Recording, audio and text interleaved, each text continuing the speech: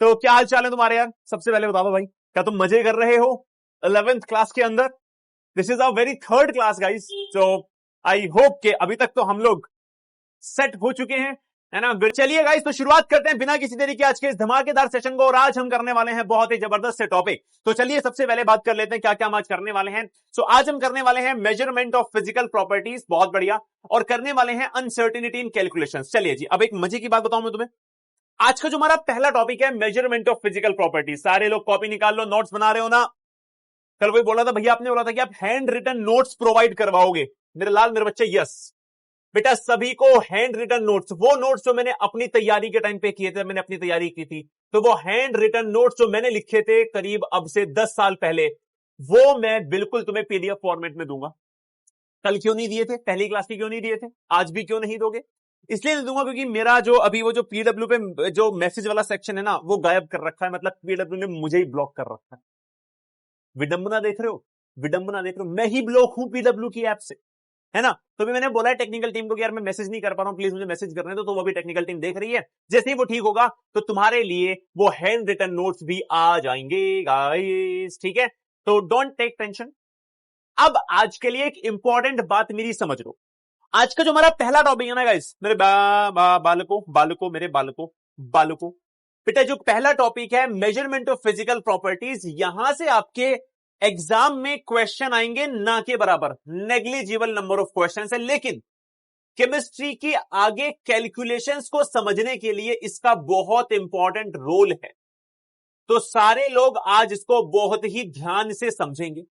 और बात करूं अगर एग्जाम में, तो इसमें से आपके एग्जाम में क्वेश्चंस आएंगे, इस वाले टॉपिक से क्वेश्चंस आएंगे। तो इसको तो बहुत ही ध्यान से देखना है क्योंकि यहां से तो क्वेश्चंस आने ही आने हैं, ठीक है? तो can we start guys? Can we start this session? कोई कह रहा है रिकॉर्ड। अबे यार कैसे तुम भाई, किसने बोला था रिकॉर्डेड? किसने बोला था रिकॉर्डेड? नाभि और पेन का मिलन हो जाएगा, ठीक है? कल मैंने वैसे भी देखा था, कोई मैसेज में भी करता, अरे भैया ये वाली आकाश भैया की क्लास, बड़ी की क्लास रिकॉर्डेड थी यार, यार रिकॉर्डेड थी। भाई तुम है किसी, जब तक मैं तुम्हें कुछ दो तीन बातें चटपटी ना सुना दूं तब तक तुम्हें लगता ही नहीं है कि लाइव चल रहा है। भैया आज तो मेरी बेइज्जती नहीं की आपने यार, मजा नहीं आया भैया, है? ऐसे मत करो यार, ऐसे मत करो भाई, है? ऐसे मत करो भाई। चलिए गाइस, एक बार सारे लोग एपीएम इन द हाउस कर दो यार, देन वी विल स्टार्ट, है ना? We can start, we will start, we will start, ठीक है? चलिए बहुत बढ़िया। तो शुरुआत करते हैं हम लोग। सबसे पहले आ जाओ जरा, कल वाली क्लास में अगर मैं जाऊं तो कल वाली क्लास से मैं तुमसे एक क्वेश्चन पूछूंगा, देखते हैं कितने लोग मुझे सही आंसर देंगे। तो आ जाइए जरा, दिमाग खोलो क्वेश्चन में। पहला ही आपको दिमाग खोलो क्वेश्चन दे रहा हूं मैं करने के लिए। सारे लोग जल्दी से अपनी कॉपी निकाल लो। और ये दिमाग खोलो क्वेश्चन भी आपको अपनी कॉपी में लिखने हैं बेटा, दिमाग खोलो क्वेश्चन भी आपको लिखने हैं, ठीक है ना?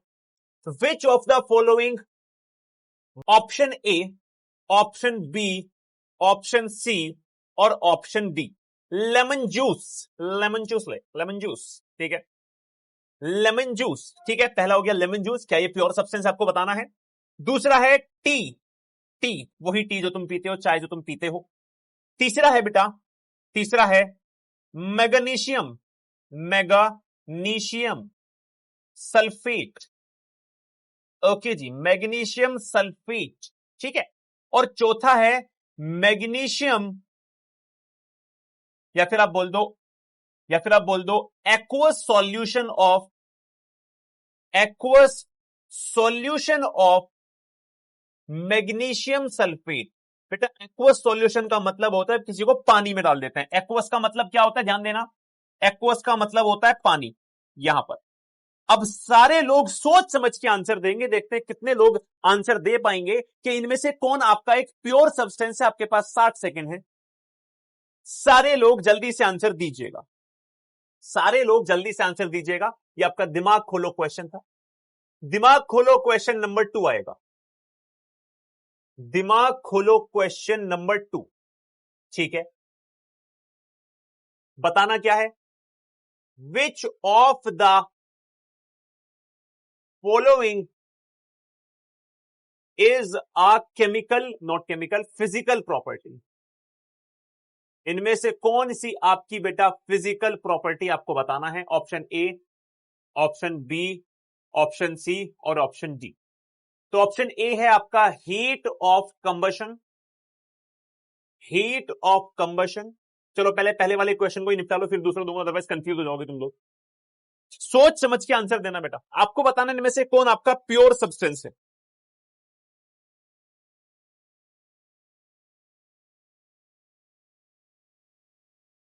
जल्दी बोलेंगे guys, everyone everyone. I know the answer of both the question. क्या बात है, बहुत बढ़िया। चलिए चलिए, हो गया सभी का। पहले क्वेश्चन का आंसर जो आएगा बेटा, लेमन जूस जो होता है उसमें लेमन होता है प्लस वाटर होता है। दो सब्सटेंस का ये एक मिक्सचर होता है, क्योंकि वो आपस में रिएक्ट करके कुछ नया नहीं बनाते, इट्स अ मिक्सचर। बेटा जो आपकी टी होती है उसमें क्या होता है बेटा, ये भी आपका क्या होता है, एक मिक्सचर होता है, दूध का, पानी का, चाय पत्ती का, चीनी का, है ना। वो रिएक्ट नहीं करती है, बस वो घुल जाती है। मैग्नीशियम सल्फेट है खाली MgSO4।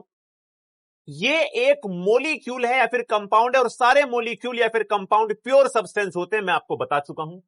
एक्वस सॉल्यूशन, बेटा इसके नाम में ही सॉल्यूशन आ रहा है, और सॉल्यूशन को ही कहा जाता है होमोजीनियस मिक्सचर। ये आपको हमने कल ही बताया।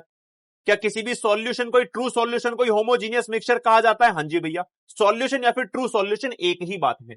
तो इसलिए सी इज द यहां पर करेक्ट ऑप्शन था। अगर सभी ने सी लगाया है तो मुस्कुराइए, आपका कॉन्सेप्ट एकदम क्लियर हो चुका है। बहुत बढ़िया, 67% लोगों ने ठीक किया। बेटा जिसने भी गलत किया अपनी गलती को पहचानेंगे। क्या गलती को पहचान लिया? डी वालों ने अपनी गलती को पहचान लिया। बेटा उसके नाम में ही सॉल्यूशन लिखा है, सॉल्यूशन का मतलब होता है होमोजीनियस मिक्सचर। याद है सभी को?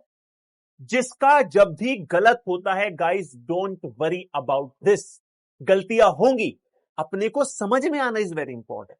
मुझसे पूछ लो कि भैया ये गलत है तो ठीक कैसे होगा, बस बात खत्म। ठीक है, अगला सवाल, विच of the following is the physical property heat of combustion है आपका। रिएक्टिविटी है अगला ऑप्शन, रिएक्टिविटी है अगला ऑप्शन। अगला ऑप्शन इज बेटा डेंसिटी, ठीक है। और अगला ऑप्शन इज बेटा आपका आपका आपका इग्निशन टेम्परेचर, इग्निशन टेम्परेचर। इनमें से आपको बताना है कि कौन सी आपकी फिजिकल प्रॉपर्टी। आपके पास 45 सेकेंड्स है, you have 45 seconds, 45 seconds. Sir ji I love you, love you यार, लव यू यार, लव यू। चलिए जल्दी से बताएंगे सारे लोग इस क्वेश्चन का आंसर। इतने सारे क्वेश्चन सॉल्व करवा दूंगा मैं तुम्हें 11वीं क्लास में, 11th क्लास में, कि तुम 12th क्लास में जाओगे और बोर्ड्स में बैठोगे, तुम्हें ऐसा लगेगा कि यार हमने 11th में इतना सारा कुछ पढ़ लिया है। सच में, believe me guys, believe me. जिसका पोल नहीं आ रहा है बेटा, पोल नहीं आ रहा, कोई बात नहीं, कॉमन आंसर लगाना है, कापी में आंसर लगाओ, कापी में। चलिए हो गया सभी का। हीट ऑफ कंबशन क्या होती है? जब भी किसी चीज को जलाते हैं तो उसमें कितनी हीट की जरूरत होती है। रिएक्टिविटी का मतलब है कोई चीज कैसे रिएक्ट करती है। डेंसिटी का मतलब है कि भाई उसके अंदर कितना ज्यादा आपने चीज भर रखी है। और अगला है इग्निशन टेम्परेचर, जिसका मतलब है कि कितने टेम्परेचर पे वो जलना स्टार्ट कर जाएगा। तो मेरे ख्याल से सभी को समझ में आ गया होगा। हीट ऑफ कंबशन, कंबशन एक केमिकल रिएक्शन होती है जहां पे आप किसी चीज को जलाते हो, इट्स अ केमिकल रिएक्शन। यहां पे केमिकल रिएक्शन करनी पड़ेगी, तो केमिकल रिएक्शन करनी पड़ेगी तो एक केमिकल प्रॉपर्टी है, फिजिकल नहीं है।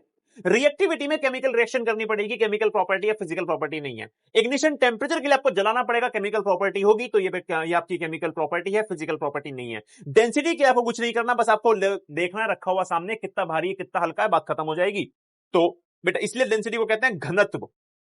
लिखो मत लिखो हिंदी में, है ना, मन है तुम्हारा लिख लो यार। तो सी इज द करेक्ट ऑप्शन, सभी लोगों ने सी लगा दिया है, 80%। नाइस। अब हम आगे बढ़ रहे हैं यहां से एक बहुत ही जबरदस्त कहानी के पास, तो अपनी कॉपी में डाल लीजिएगा। Next topic, measurement of physical properties. Measurement of physical properties, very very important. Measurement of physical properties. बेटा जिसका भी पोल नहीं आ रहा है कोई बात नहीं, मेरे लाल मेरे बच्चे, कोई बात, अपनी कॉपी में आप सही आंसर लगा दो, बात खत्म हो जाएगी। ठीक है, चलिए तो आइए जरा मेजरमेंट ऑफ फिजिकल प्रॉपर्टीज की बात कर लेते हैं। अब मेरी बात को समझना, जितनी भी आपकी फिजिकल प्रॉपर्टी है वो दो पार्ट में डिवाइड है। एक होती है क्वालिटेटिव और एक होती है क्वांटिटेटिव। बेटा क्वालिटेटिव वो हैं जिनको काउंट नहीं किया जा सकता, जस्ट ऑब्जर्व किया जा सकता है।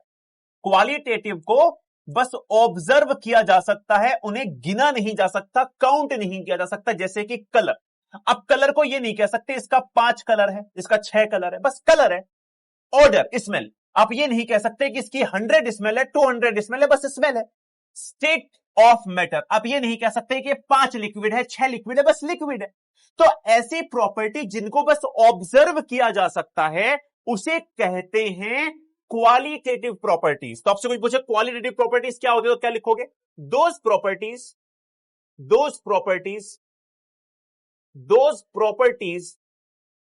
which can only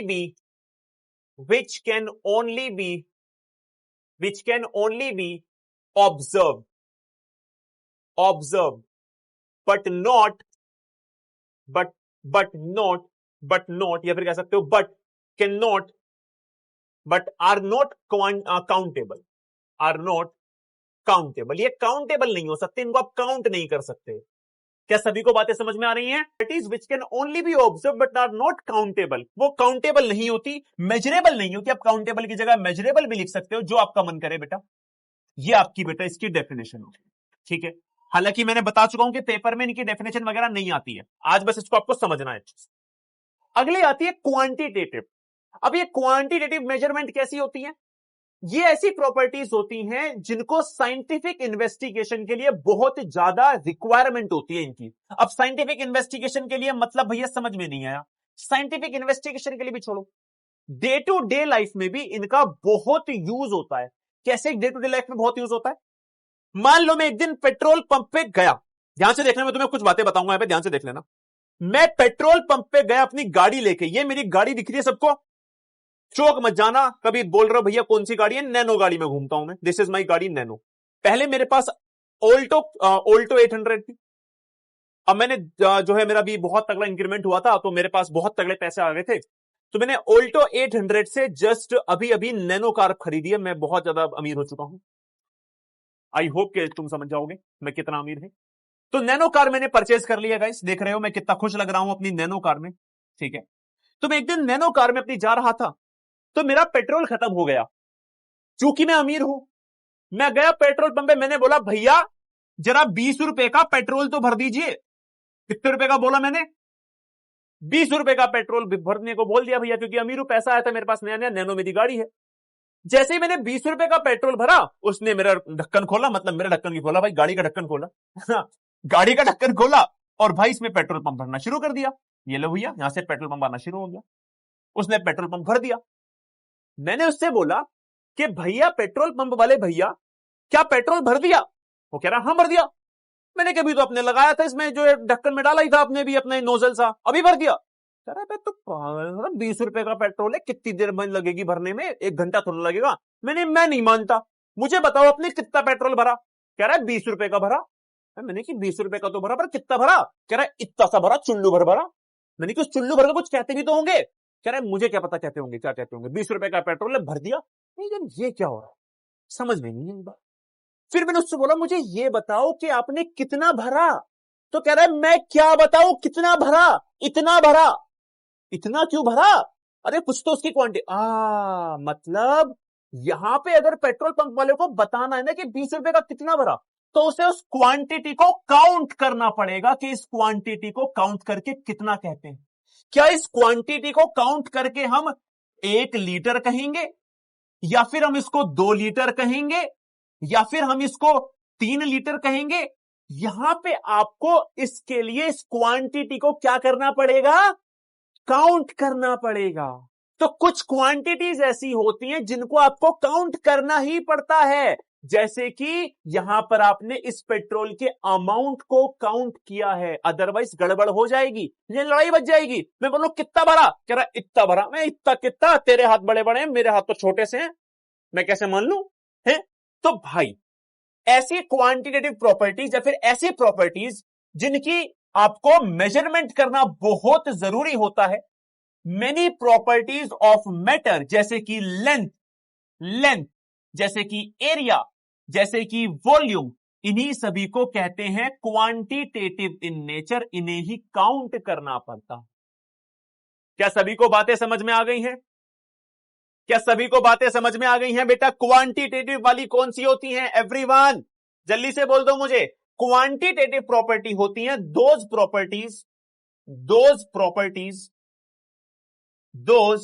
properties which are या फिर विच कैन बी मेजर्ड, जिनको बेटा मेजर्ड किया जा सकता हो, जिनको मेजर्ड किया जा सकता हो, उन्हें कहते हैं हम लोग बच्चों क्वांटिटेटिव प्रॉपर्टीज। चलो भैया ठीक है, समझ में आ गई भैया क्वांटिटेटिव प्रॉपर्टीज।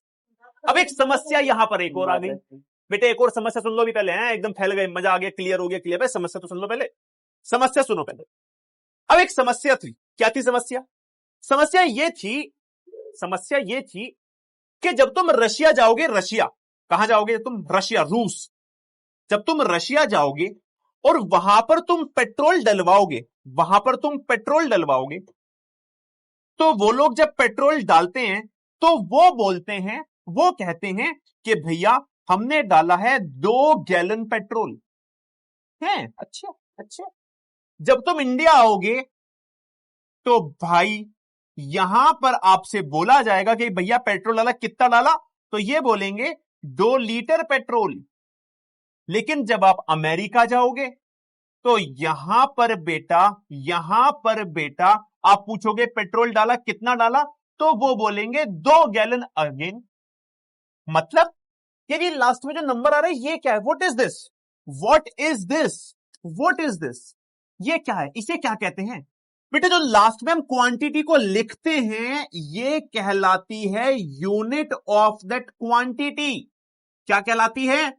इसको हम कहते हैं किसी भी क्वांटिटी की यूनिट। अब कितने लोगों को यह पता है कि यूनिट का मतलब क्या होता है? Sir why not Japan, why Russia? बेटा रशिया है, जापान है। कह रहा है वाई नॉट रशिया, तो वाई नॉट जापान? बेटा जापान भी ले लूंगा अगली बार, ठीक है। इसे क्या कहते हैं? यूनिट कहते हैं। अब कितने लोगों को यह लग रहा है कि भैया यूनिट की जरूरत क्यों पड़ती है? कितने लोगों को पता है why do we need unit? कितने लोगों को पता है कि हमें किसी भी क्वांटिटी की यूनिट की जरूरत क्यों पड़ती है? कोई बता सकता है मुझे? एनीबॉडी? कोई बता सकता है मुझे किसी भी क्वांटिटी की यूनिट की जरूरत क्यों पड़ती है? आओ मैं तुम्हें समझाता हूं किसी भी क्वांटिटी की यूनिट की क्या जरूरत पड़ती है। किसी भी क्वांटिटी की यूनिट की क्या जरूरत पड़ती है तो अपनी कॉपी में रफ में लिख लेना, पेपर में कोई नहीं पूछेगा, लेकिन बड़ी ही इंपॉर्टेंट है। Why do we need unit of quantitative properties? हमें क्वांटिटेटिव प्रॉपर्टीज की यूनिट की जरूरत क्यों पड़ती है? हम क्यों कभी लीटर कहते हैं, क्यों कभी कुछ कहते हैं, तो उसकी जरूरत क्या पड़ती है? आओ समझते हैं। तो सपोज करते हैं गाइस सन 1947 की बात है। कौन कौन था सन 1947 में? भैया मैं तो था यार, मैं था लेकिन लुप्त था उस वक्त में, जो है अपनी कोई सी पता नहीं कौन सी परदादा वाली जनरेशन में था मैं, तो मैं तो था। सपोज करो मैं बात कर रहा हूं 1947, 1947। अब 1947 की बात मैं कर रहा हूं, यहां पर इंडिया जो था बहुत ही गरीब देश माना जाता था, बहुत ही गरीब देश माना जाता था। तो हमारे यहां जो रोड का कंस्ट्रक्शन होता था वो करीब करीब बहुत कम होता था। एक दिन में बहुत कम ही रोड हम कंस्ट्रक्ट कर पाते थे। तो हमने इसको रैंडमली बोल दिया कि यार मान लेते हैं इतने पार्ट को 1 कह देते हैं, है ना, पहले इतने पार्ट को 1 कह देते हैं, है ना, 1 2 3 4 ऐसे करके 50 हमने काउंट कर लिया कि भाई यहां से यहां तक की एक दिन में रोड हम करते हैं, इसको हमने 50 बोल दिया। अच्छा जी 50 क्या? हमने रैंडमली मान लिया कि बस 50 बोल दिया। चलो जी मान लिया हमने 50, ये 50 होता है। अब हम मान लो कि जब हम बहुत अमीर हो गए 2026 में, अब चल रहा है 2026, अब हमारे यहां बेटा इतनी लंबी सड़क बन जाती है एक दिन में इतनी लंबी सड़क बन जाती है, ध्यान से देख लो, एक दिन में इतनी लंबी सड़क बन जाती है, क्योंकि अमीर हो गए ना, हमारे पास पैसा ही पैसा आ गया, ठीक है। अच्छा भैया ठीक है, तो अब अगर आप यहां पे देखोगे तो यहां पे भाई मेरे पास पता नहीं ऐसे कितने आएंगे, 1 2 3 4 5 6 ऐसे करके, लेट्स सपोज मेरे पास आ गए 5 5 0 0, इतने सारे वो आ गए मेरे पास, इतने सारे काउंट आ गए। जब मैं काउंट कर रहा हूं कितनी सड़क मैंने करी। अब इसको तो याद करना उस टाइम पे आसान था, इसको याद करना तो आसान ही नहीं है भाई, इतना बड़ा नंबर है, बार बार लिखेंगे कभी ना कभी मिस्टेक कर सकते हैं। तो हमने दिमाग लगाया कि एक काम कर लेते हैं, इस एक पार्ट को हम कह देते हैं मीटर, तो इसको मैं बोल दूंगा ये है 50 मीटर। कितना है? 50 मीटर है। उस बेसिस पे ये कितना हो जाएगा? ये हो जाएगा 5500 मीटर। लेकिन इस नंबर को याद करना आसान है, तो फिर हमने कन्वर्जन बनाया, हमने और यूनिट्स बनाई, हमने बोल दिया किलोमीटर, 1 किलोमीटर, और ये कह देंगे कि 1 किलोमीटर के अंदर 1000 मीटर होते हैं।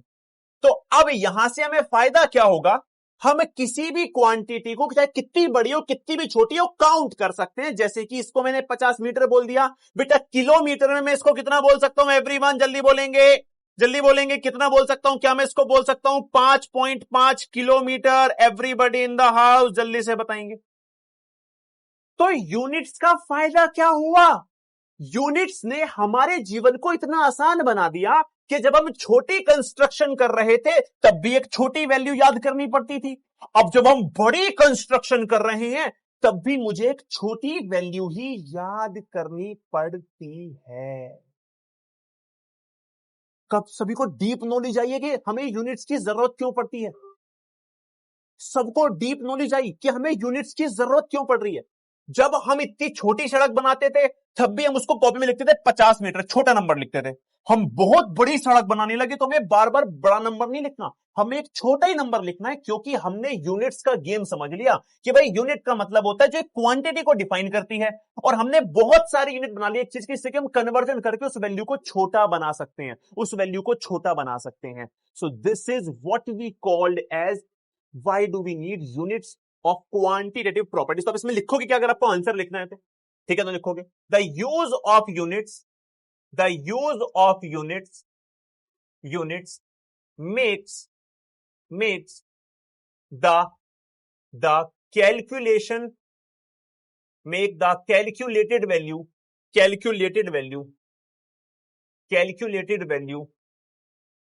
small and easy to remember, and easy to remember।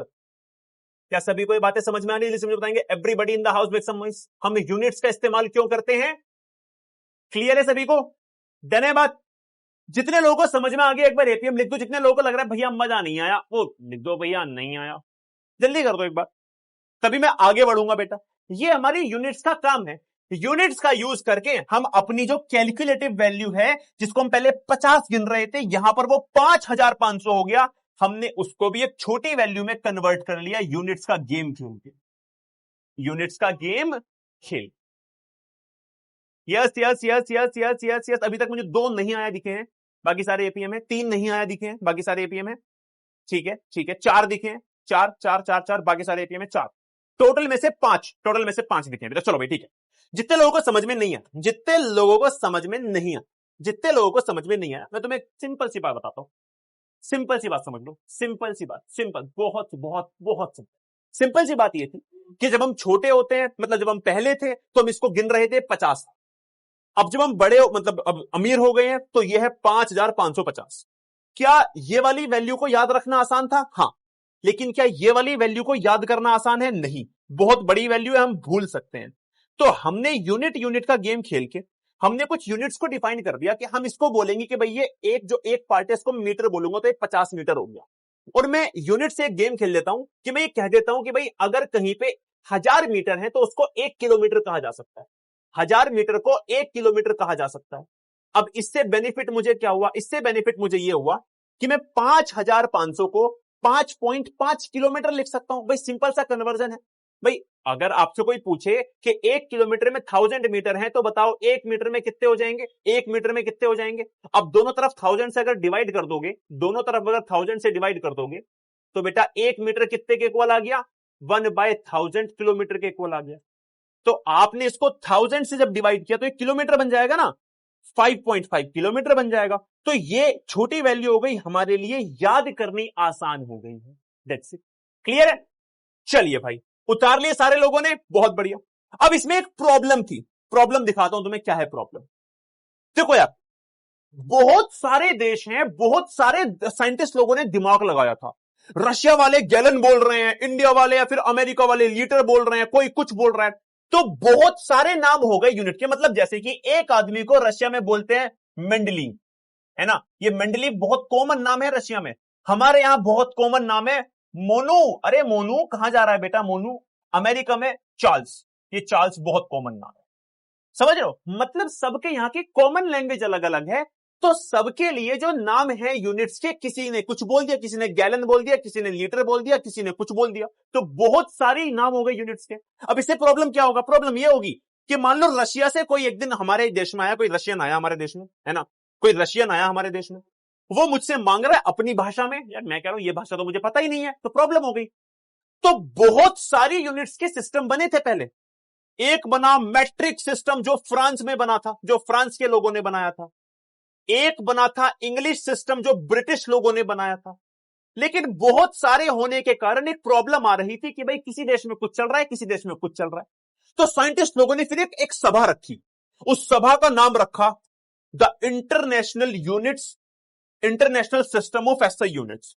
ये कहां रखी गई थी? फ्रांस में, ठीक है ना। एक पूरे के पूरे सारे लोग, साइंटिस्ट लोग यूनाइट किए और उन्होंने बोला कि यार हमने एक नई एक सिस्टम ऑफ यूनिट्स बनाएंगे, उसे हम बोलेंगे SI unit. International system of units को क्या बोलेंगे? एसआई यूनिट बोलेंगे। और हम कुछ यूनिट्स को फिक्स कर देंगे जो हर एक देश के लिए बराबर हो। अरे समझ में आया? जल्दी बताओ, जल्दी बताओ। फ्रांस का मैट्रिक सिस्टम था, ब्रिटिश का इंग्लिश सिस्टम था। एसआई यूनिट वालों ने बोला कि भाई हम अपनी फिक्स यूनिट बनाएंगे, अब कोई मोनू नहीं चलेगा, कोई चार्ल्स नहीं चलेगा, कोई मेंडलीव नहीं चलेगा, अब तो सबका कॉमन होगा। नाम दिया गया एसआई यूनिट ऑफ सिस्टम। आइए जरा अब इसी की बात कर लेते हैं, the international system of SI units. इन्होंने क्या बोला? इनके रूल सुन लो पहले। इन्होंने क्या बोला? The SI system has 7 base units. इन्होंने बोला कि हम कुछ 7 बेस यूनिट्स को फिक्स कर रहे हैं जो हर एक देश में हर एक साइंटिस्ट को यूज करनी है। 7 बेस यूनिट्स, और इनको हमने टेबल बने में दिखाया। ये यूनिट्स 7 फंडामेंटल साइंटिफिक क्वांटिटीज की होंगी, और अदर जितनी भी फिजिकल क्वांटिटी होंगी उनको हम इन्हीं की मदद से डिराइव कर पाएंगे। बस आपको यही 7 याद करनी है, बाकी आपको याद नहीं करनी। पहले सबकी अलग अलग होती थी, लेकिन फिर क्या बोला? बस 7 की याद कर लो, और इनके अलावा बाकी सारी अदर फिजिकल क्वांटिटीज की यूनिट इन्हीं की मदद से डिराइव कर दी जाएंगी। पहले मैं इन 7 के बारे में बात करता हूं, देखो जरा ध्यान से। सबसे पहले लेंथ।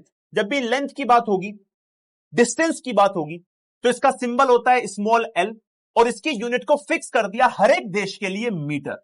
चाहे वो सोनू वाला देश हो, मोनू वाला हो, चार्ल्स वाला हो, या फिर मेंडलीव वाला हो, रशियन वाला हो, कोई भी, मीटर इसको बोल दिया, और इसको इसका सिंबल बोल दिया मीटर का एम। दूसरी बेस यूनिट मास। जब भी वजन की बात होगी तो एम इसका सिंबल हो गया क्वांटिटी का, इसकी यूनिट फिक्स कर दी किलोग्राम केजी। केजी बेटा इसका क्या हो गया? सिंबल हो गया। अगली टाइम। बेटा टाइम के लिए टी बोल दिया, सेकंड इसकी यूनिट हो गई। अब कोई मिनट नहीं बोलेगा, ध्यान दो, किसी देश में मिनट यूज कर रहे हैं, किसी देश में घंटे यूज कर रहे हैं, नहीं बोल दिया सबको। जब भी कैलकुलेशन करोगे तो टाइम के लिए सेकंड ही यूज करना है, हमें कोई कंफ्यूजन नहीं चाहिए। इसकी सिंबल क्या हो गया बेटा? एस होगा। इलेक्ट्रिक करंट, बेटा इलेक्ट्रिक करंट तो आई हो गया, और यूनिट हो गई एम्पियर, सिंबल हो गया के। उसके बाद कोई भी टेम्परेचर की बात करेंगे, टेम्परेचर की बात करेंगे, टेम्परेचर की तो टी यूनिट हो जाएगी बेटा केल्विन, और के बोलेंगे। उसके बाद कोई भी अमाउंट ऑफ सब्सटेंस की बात होगी, अमाउंट ऑफ सब्सटेंस, तो बेटा एन। यहां पे वजन था, मैं वजन की बात नहीं कर रहा हूं, अमाउंट, नंबर ऑफ पार्टिकल्स कितने, नंबर ऑफ चीजें कितनी है, तो उसके लिए बोलेंगे मोल, एमओएल इसका यूनिट हो गई। और फाइनली ल्यूमिनस इंटेंसिटी, मतलब लाइट कितनी ज्यादा तेज आपको दिखाई दे रही है, उसके लिए आई नीचे वी लगाना है, बोलते हैं कैंडिला, और इसकी सीडी हो गया सिंबल। अब मजे की बात देखना, ये 7 यूनिट जिसको याद हो गई बेटा, उन 7 यूनिट के बाद इस धरती की जितनी भी फिजिकल क्वांटिटीज है उन सबको तुम आराम से बता सकते हो। कैसे? मैं तुम्हें सिखाता हूं, जरा ध्यान से देख। अगर तुमने 7 याद कर ली, फॉर एग्जाम्पल तुम्हारे 7 याद हो गई, अब तुमसे कोई पूछे बताओ स्पीड की यूनिट क्या है, तो तुम्हें क्या करना है? स्पीड का फॉर्मूला सबको पता है, क्लास 10 में देखा था, डिस्टेंस अपॉन में टाइम। तो आपने क्या करना है? डिस्टेंस मतलब बेटा लेंथ। अब तुमसे कोई पूछे बताओ स्पीड की यूनिट क्या है, तो तुम्हें क्या करना है? स्पीड का फॉर्मूला सबको पता है, क्लास 10 में देखा था, डिस्टेंस अपॉन में टाइम। तो आपने क्या करना है? डिस्टेंस मतलब बेटा लेंथ होती है, भाई डिस्टेंस को आप लेंथ में काउंट करते हो, तो डिस्टेंस की यूनिट आप बोलोगे कितनी है भाई? यहां पे लेंथ की यूनिट कितनी है? मीटर। और बेटा टाइम आपको हमेशा किसमें लेना है? सेकंड में। तो मीटर पर सेकंड आपकी यूनिट बन जाएगी बेटा किसकी? स्पीड। तो ऐसे करके अगर आपको ये 7 क्वांटिटीज याद हैं तो आप किसी भी अदर फिजिकल क्वांटिटी को डिराइव कर सकते हो। एवरीबडी इन द हाउस, जिसको बातें समझ में आए जल्दी से बोलेंगे एवरीवन, जल्दी से। एक सेकंड, मैं एक बार रिकैप कर रहा हूं पूरी के पूरे कहानी का। कहानी शुरू होती है फिजिकल क्वांटिटीज से। दो तरह की क्वांटिटीज थी। एक थी वो वाले जिनको बस ऑब्जर्व कर सकते हैं, कैलकुलेट नहीं कर सकते, मेजर नहीं कर सकते, जैसे कि रंग, कलर, जैसे कि ऑर्डर, स्मेल, ठीक है। एक क्वांटिटी ऐसी थी जिनको आप काउंट करोगे ही करोगे, क्योंकि उनकी काउंट करने की ही जरूरत है। पेट्रोल पंप पे गया था, मैंने पूछा कितना भरा, कह रहा है चुल्लू भर। मैं कह रहा हूं कितना, काउंट करके बता, कह रहा है मुझे नहीं पता। फिर हमने यूनिट्स को निकाला कि भाई कोई ना कोई यूनिट होनी चाहिए। अब यूनिट्स में भी कुछ प्रॉब्लम थी। क्या प्रॉब्लम थी? यूनिट की जरूरत क्यों पड़ रही यूनिट की? हमें डिफाइन करना था कि भाई इस अमाउंट को कितना बोले, 20 मीटर बोले, 20 किलोमीटर बोले। तो हमने फिर यूनिट्स निकाली। अब यूनिट्स में एक प्रॉब्लम हो रही थी, कोई देश अलग यूनिट निकाल रहा है, कोई देश बिल्कुल अलग यूनिट निकाल रहा है, तो बड़ी कंफ्यूजन हो गई। तो फिर एक यूनियन बैठी जिसको हमने बोला international system of SI units. उन्होंने क्या बोला कि हम कुछ यूनिट्स को डिफाइन कर रहे हैं, यही यूनिट्स आपको पूरे वर्ल्ड में यूज करनी है, जिससे कि कोई कंफ्यूजन ना हो। उन्होंने बोला कि हम 7 क्वांटिटीज ऐसी ले रहे हैं, अगर आपने इनको याद कर लिया तो इस धरती पे जितनी भी फिजिकल क्वांटिटीज है सबकी यूनिट्स आप याद कर पाएंगे। वो 7 फिजिकल क्वांटिटी कौन सी है? लेंथ है, मास है, टाइम है, इलेक्ट्रिक करंट है, टेम्परेचर है, अमाउंट ऑफ सब्सटेंस और ल्यूमिनस इंटेंसिटी है। इन सब की आपको यूनिट दे रखी है, उनके सिंबल दे रखे हैं। अगर आपको ये याद हो गई तो आप किसी भी अदर फिजिकल क्वांटिटी की यूनिट निकाल सकते हो। जल्दी से मुझे सारे लोग बता दो एक बार, क्या सभी को यहां तक की सारी बातें क्लियर हैं? एवरीबडी जल्दी से बताएंगे, क्या सभी को यहां तक की सारी बातें क्लियर हैं? पेपर में जो आएगा मैं बता दूंगा, ये वाला पार्ट आपका पेपर के लिए इंपॉर्टेंट है। मैं लिख रहा हूं, इसको अपनी कॉपी में लिखेंगे, इंपॉर्टेंट फॉर एग्जाम। ये वाला पार्ट ये पेपर में 1 नंबर में आपसे पूछी जाएंगी बातें, ठीक है जी? Yes buddy, yes sir, yes sir, APM APM, बहुत बढ़िया। अब मैं तुम्हें कुछ क्वेश्चन दूंगा करने के लिए, कर लेना, पहले बता रहा हूं। मैं अगर तुमसे बोलूं कि क्या मुझे कोई भी डेंसिटी का, चलो डेंसिटी का छोड़ो, वॉल्यूम की बता सकता है मुझे कि वॉल्यूम का फॉर्मूला जो है, अगर मेरे पास ये वॉल्यूम है ना, और वॉल्यूम का फॉर्मूला मैं तुम्हें खुद बता रहा हूं, वो क्या होता है? Length multiply by width multiply by height. तो क्या मुझे कोई इसकी एसआई यूनिट बता सकता है? What will be the SI unit of volume? Anyone? SI unit of volume क्या होगी? अगर कोई मुझे बता सकता है तो जल्दी से बता दो मुझे एक बार। What will be the SI unit of SI unit of volume? अगर वॉल्यूम का फॉर्मूला है length multiply by breadth multiply by height, या फिर लेंथ मल्टीप्लाई बाय विड्थ, कुछ भी बोल दो, ब्रेड्थ बोल दो, चाहे कुछ भी बोल दो, क्या आंसर आएगा बेटा इसका? इसकी SI यूनिट क्या होगी बेटा? लेंथ तो लेंथ है, ये भी मीटर में होगा, ब्रेड्थ ये भी बेटा डिस्टेंस है, ये भी मीटर में होगा, हाइट भी डिस्टेंस है, ये भी मीटर में होगा, तो आंसर क्या आएगा? मीटर क्यूब निकल गया। अगर मैं इसी के बेसिस पे तुमसे पूछूंगा बेटा डेंसिटी का, तो कौन बताएगा मुझे डेंसिटी के बारे में? डेंसिटी की यूनिट क्या होगी? फॉर्मूला होता है मास अपॉन में वॉल्यूम। कोई बता सकता है मुझे? मास अपॉन में वॉल्यूम। तो इसकी एसआई यूनिट क्या होगी? एसआई यूनिट ऑफ डेंसिटी क्या हो जाएगी? एसआई यूनिट ऑफ डेंसिटी क्या हो जाएगी? कोई बताएगा मुझे? एसआई यूनिट ऑफ डेंसिटी होता है मास अपॉन में वॉल्यूम। कौन बताएगा मुझे? एवरीवन? एनीवन? एनीवन? हमने पहला कर लिया स्पीड का, हमारा दूसरा हो गया वॉल्यूम का, मैंने तीसरा पूछा है डेंसिटी का। कोई बता सकता है मुझे कितना आंसर आएगा डेंसिटी के लिए? तुम सारे लोग मुझे आराम से बता सकते हो। देखिए भैया, ऊपर मास है मतलब केजी, नीचे वॉल्यूम है, और वॉल्यूम को अभी मैं निकाल के आया हूं मीटर क्यूब, तो नीचे हो जाएगा मीटर क्यूब। कितना हो जाएगा?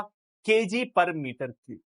क्या सॉर्टेड है सभी को यूनिट्स का गेम? एवरीबॉडी, क्या सभी को यूनिट्स का गेम सॉर्टेड है? जल्दी से मुझे बताएंगे सारे के सारे लोग। अगर हां तो फिर मैं आगे बढ़ूंगा, अगर हां तो फिर मैं आगे बढ़ूंगा।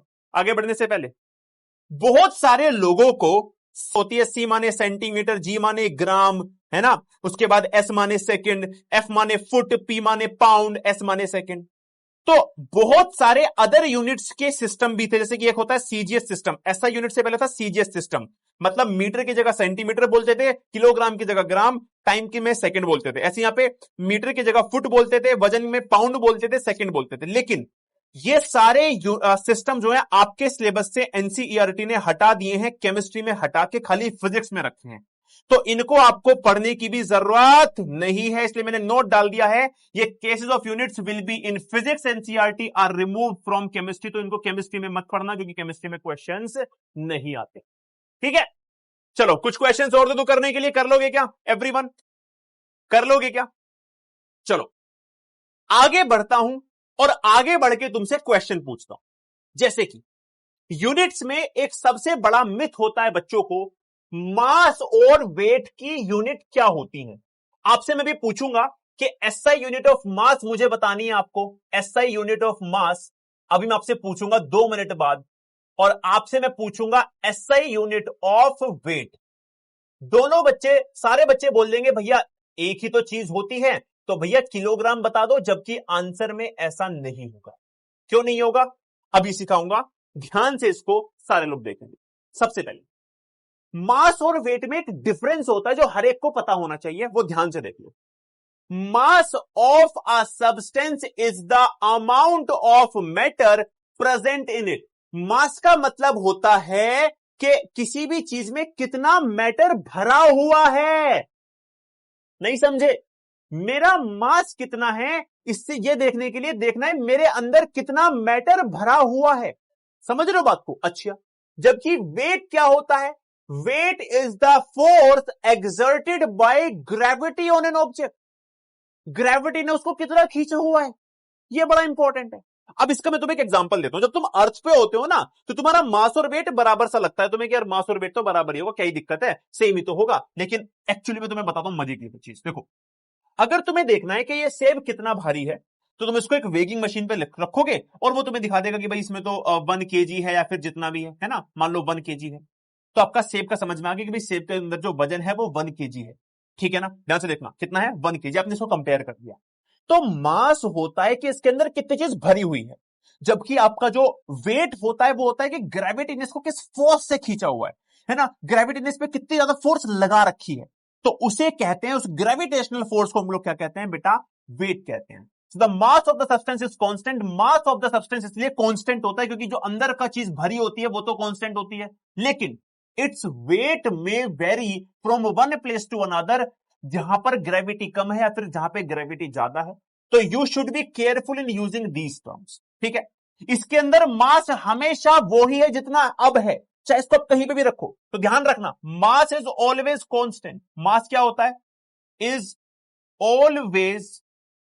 Always constant. ये हमेशा बेटा कांस्टेंट होता है, जबकि वेट अलग है। मान लो ये अर्थ पे रखा हुआ है, ग्रेविटी ने इसको अच्छे से खींचा हुआ है, लेकिन आप इसको अर्थ से ले गए स्पेस के अंदर। क्या स्पेस में कोई भी ग्रेविटी होती है? स्पेस में होती है नो ग्रेविटी। तो क्या मैं इसके वेट को बोल दूं 0? वेट क्या हो जाएगा इसका? 0 हो जाएगा। हां जी, जबकि यहां पर इसका वेट क्या था? यहां पे इसका वेट आप निकालोगे तो कैसे निकालोगे? आप निकालोगे भाई ग्रेविटेशनल फोर्स कैसे निकालते हैं? मास मल्टीप्लाई बाय जी या फिर एक्सीलरेशन। हम ग्रेविटी की बात कर रहे हैं तो मास मल्टीप्लाई बाय जी। तो यहां पर वेट क्या है? वो ये है, जो कि एक नॉन जीरो वैल्यू है, जबकि स्पेस में इसका वेट कितना है? 0 है। कितने लोगों को ये बात समझ में आ गई बेटा? कितने लोगों को डिफरेंस समझ में आ गया? जल्दी से मुझे बता दो, कितने लोगों को डिफरेंस, सारे लोगों को समझ में आया? मास मल्टीप्लाई बाय ग्रेविटी, ये कहां करना है? जब वेट निकालना है। वेट 0 भी हो सकता है, ठीक है, लेकिन मास हमेशा क्या होगा? ये हमेशा कांस्टेंट होगा, ये हमेशा कांस्टेंट होगा। चल, सभी को समझ में आ गया हो तो मैं आगे बढ़ू यूनिट्स पे अब। अच्छा, किसी ने बोला भैया नहीं आया, ये वाली बात समझ में नहीं। देखो दोबारा से बताता हूं तुम्हें, देखो मैं तुम्हें दोबारा से बताता हूं, देखो ध्यान से, देखना ध्यान से। अगर आप इस सेब को देखोगे तो इस सेब के अंदर कितने सारे पार्टिकल्स ठुसे हुए हैं, इसके अंदर कितना मैटर भरा हुआ है, वो है इसका वेट, सॉरी मास, है ना। मास का मतलब क्या होता है? जो वेट, जो मैटर भरा हुआ है, amount of matter present in it, इसे कहते हैं हम लोग मास। अब ये अमाउंट ऑफ मैटर तो हमेशा सेम ही रहेगा ना भाई, सेब जितना बड़ा है, जितना मोटा है, उतना ही रहेगा हमेशा की तरह, है ना। तो ये तो मास तो कांस्टेंट रहेगा, लेकिन जो आपका वेट होता है बेटा, वो होता है कि उस पर कितनी ग्रेविटेशनल फोर्स लग रहा है, और ग्रेविटेशनल फोर्स का फॉर्मूला होता है m इंटू जी। अब m इंटू जी, अर्थ पे तो बहुत ज्यादा वैल्यू आएगी क्योंकि ग्रेविटी बहुत लग रही है, लेकिन स्पेस में ग्रेविटी कम हो जाती है, ना के बराबर है, तो वेट आप 0 भी बोल सकते हो। तो मास इसलिए कांस्टेंट होता है, जो कि वजन होता है एक्चुअली में, जबकि वेट क्या होती है कि अर्थ ने उसको कितना खींचा हुआ है। क्या सभी को बात समझ में आई? जल्दी बता दो एवरीवन। अब मैं क्वेश्चन पूछूंगा, देखते हैं कितने लोग क्वेश्चन का आंसर कर पाएंगे। मुझे बता दो, what will be the SI unit of mass? Mass की एसआई यूनिट क्या हो? बोलिए guys, what will be the SI unit of mass? कौन बताएगा? मास की एसआई यूनिट क्या होगी, बताओ। ये तो तुमने पढ़ रखा होगा ना, वैसे तुम लोग फिजिक्स में पढ़ रहे होगे ना बेटा। जी यहां पर है एक्सीलरेशन ड्यू टू ग्रेविटी। यहां पर जी क्या है? ये तो तुमने 9th में पढ़ लिया था। कैसी बात कर रहे हो तुम लोग, हैं कैसी बात कर रहे हो? जी क्या है? एक्सीलरेशन ड्यू टू ग्रेविटी होता है, एक्सीलरेशन ड्यू टू ग्रेविटी। अब ये बड़ा ही मजेदार चीज है, देखते हैं कितने लोग पकड़ पाते हैं इसको। ठीक है, तो एसआई यूनिट ऑफ मास सब लोग बोल देंगे भैया ये होगा केजी, इसमें किसी को कोई डाउट नहीं होना चाहिए। लेकिन क्या SI unit of weight KG होगा या फिर कुछ और होगा? कौन बताएगा? कौन बताएगा? क्या केजी होगा या फिर कुछ और होगा? तो जितने लोगों को भी नहीं पता है तो मैं बता देता हूं क्या होगा। चलो दूसरे पेज पर चलते हैं। सबसे पहले बात करते हैं क्या कि भाई वेट का मतलब होता है force, force due to gravity. ठीक है जी, ड्यू टू ग्रेविटी, सही बात बेटा। फोर्स ड्यू टू ग्रेविटी का फॉर्मूला है मास मल्टीप्लाई जी, जहां पे जी क्या है आपका? जी है यहां पे आपका acceleration due to gravity, acceleration due to gravity. ठीक है, ड्यू टू ग्रेविटी। अब एक्सीलरेशन का फॉर्मूला अगर किसी को नहीं पता है तो एक्सीलरेशन का फॉर्मूला होता है वेलोसिटी पर यूनिट टाइम। ये अपनी कॉपी में लिखना है, सारे लोगों के पेपर में आ सकता है। एक्सीलरेशन का फॉर्मूला क्या होता है बेटा? क्या होता है जल्दी से बताओ? Velocity upon time, velocity upon time. और बेटा वेलोसिटी क्या होता है? वेलोसिटी क्या होता है बेटा? वेलोसिटी क्या होता है? ये होता है displacement upon time, displacement upon में टाइम। क्या सभी लोग सहमत हैं इन बातों से? जल्दी से बताओ एक बार, जल्दी से बता दो मुझे एक बार, जल्दी से मुझे बता दो एक बार। ठीक है, अब आपको बतानी है एसआई यूनिट। अब सारे लोग बोल देंगे भैया फोर्स को तो न्यूटन बोलते हैं, एंड बेटा वो एसआई यूनिट बतानी है आपको। अभी मैं जाऊंगा न्यूटन पे भी करेंगे, लेकिन मैं बात कर रहा हूं अगर मुझे डिराइव करने के लिए आ जाए इन 7 बेसिक यूनिट से तो कैसे करना है वो इंपॉर्टेंट है। तो सबसे पहले वेलोसिटी की यूनिट क्या आएगी, कोई बता सकता है भैया? डिस्प्लेसमेंट मतलब डिस्टेंस ही है, मीटर अपॉन में सेकेंड। ठीक है भैया, मीटर अपॉन में सेकेंड है। अब अगर मैं बात करूं एक्सीलरेशन की यूनिट क्या हो जाएगी? वेलोसिटी की मीटर अपॉन सेकंड पहले से है, यहां पर एक और टाइम है तो एक और सेकंड। ठीक है जी, मतलब इसकी हो जाएगी मीटर पर सेकंड स्क्वायर। आगे बढ़ो, अब आपको पता है इसकी मीटर पर सेकंड स्क्वायर, आप ऊपर जाओगे बेटा मास कितना है आपका? मास कितना है मैं इसको पूरा खोल के लिखूंगा, mass multiply by acceleration due to gravity, due to gravity. ठीक है, तो आप लिखोगे KG multiply by metre upon में सेकंड स्क्वायर। कितने लोग सहमत हैं वेट की एसआई यूनिट से फ्रॉम द 7 बेस यूनिट्स? जल्दी से मुझे बता दो अब कितने लोग इस चीज से सहमत, कितने लोग इस चीज से सहमत हैं? जल्दी बोलेंगे guys. This may seems to be boring के भैया ये तो हमने पढ़ रखा है वेलोसिटी वगैरह, लेकिन बेटा क्वेश्चन आएंगे तो अपने को पढ़ना है। आगे की चीजें बहुत सारी इंटरेस्टिंग चीजें हैं, टेंशन ना लेना बिल्कुल भी। क्या सभी को समझ में आ गया है केजी पर metre, KG multiply by metre second square कैसे आया? क्या मैं एक क्वेश्चन दे दूं करने के लिए? बहुत से बच्चों ने बोला ये नहीं आया। देखो, सबसे पहले वेट का मतलब था force due to gravity, formula है mass multiply acceleration due to gravity. Mass की यूनिट सबको पता है, मास की यूनिट होती है केजी, लेकिन एक्सीलरेशन की क्या होती है? तो एक्सीलरेशन का फॉर्मूला है वेलोसिटी पर यूनिट टाइम, और वेलोसिटी का फॉर्मूला है डिस्प्लेसमेंट अपॉन टाइम। अब सबसे पहले मैं वेलोसिटी पे गया, मैंने डिस्प्लेसमेंट मतलब लेंथ यानी कि डिस्टेंस मीटर अपॉन में सेकंड लिखा। अब मैं ऊपर गया, वेलोसिटी की यूनिट है मीटर पर सेकंड, एक टाइम और है तो एक और सेकंड आ गया, तो बन गया मीटर पर सेकंड स्क्वायर। अब इसी वैल्यू को उठा के बस मैंने वहां रख दिया और मेरी बेटा यूनिट है। क्वेश्चन दू करने के लिए सर बाय फिजिक्स, क्योंकि बेटा स्टार्टिंग में आपको केमिस्ट्री में भी ये चीजें पढ़नी होती। एक क्वेश्चन दे रहा हूं करने के लिए, देखते हैं कितने लोग बता पाएंगे, देखते हैं कितने लोग बता पाएंगे, देखते हैं कितने लोग बता पाएंगे। दिमाग खोलो, क्वेश्चन पे आ रहा हूं, दिमाग खोलो, क्वेश्चन पे आ रहा हूं। जितने लोग समझ गए होंगे वो इसका आंसर बताएंगे, ठीक है। दिमाग खोलो क्वेश्चन पे। What is the SI unit, what is the SI unit, SI unit of किसकी, किसकी बतानी है SI unit of, SI unit of let suppose किसकी बताओगे, चार्ज। एसआई यूनिट ऑफ आपको चार्ज बतानी है, चार्ज की एसआई यूनिट क्या होगी, ठीक है। चार्ज की एसआई यूनिट क्या होगी, आपको सबको पता है करंट इज इक्वल्स टू होता है क्यू अपॉन में टी, तो क्यू का फॉर्मूला हो जाएगा आई आई आई मल्टीप्लाई। अगर ऐसा है तो सारे लोग सोच समझकर बताएंगे कि अगर मैं 7 फंडामेंटल यूनिट से निकालूं तो क्यू की यूनिट क्या होगी, अगर मैं 7 फंडामेंटल यूनिट से निकालूं तो क्यू की यूनिट क्या होगी, सारे लोग मुझे आंसर में बताएंगे। ये क्या होगी, मीटर पर सेकंड, क्या ये होगी एम्पियर अपॉन में सेकंड, क्या ये होगी एम्पियर मल्टीप्लाई सेकंड, या फिर ये होगी नन ऑफ दीज।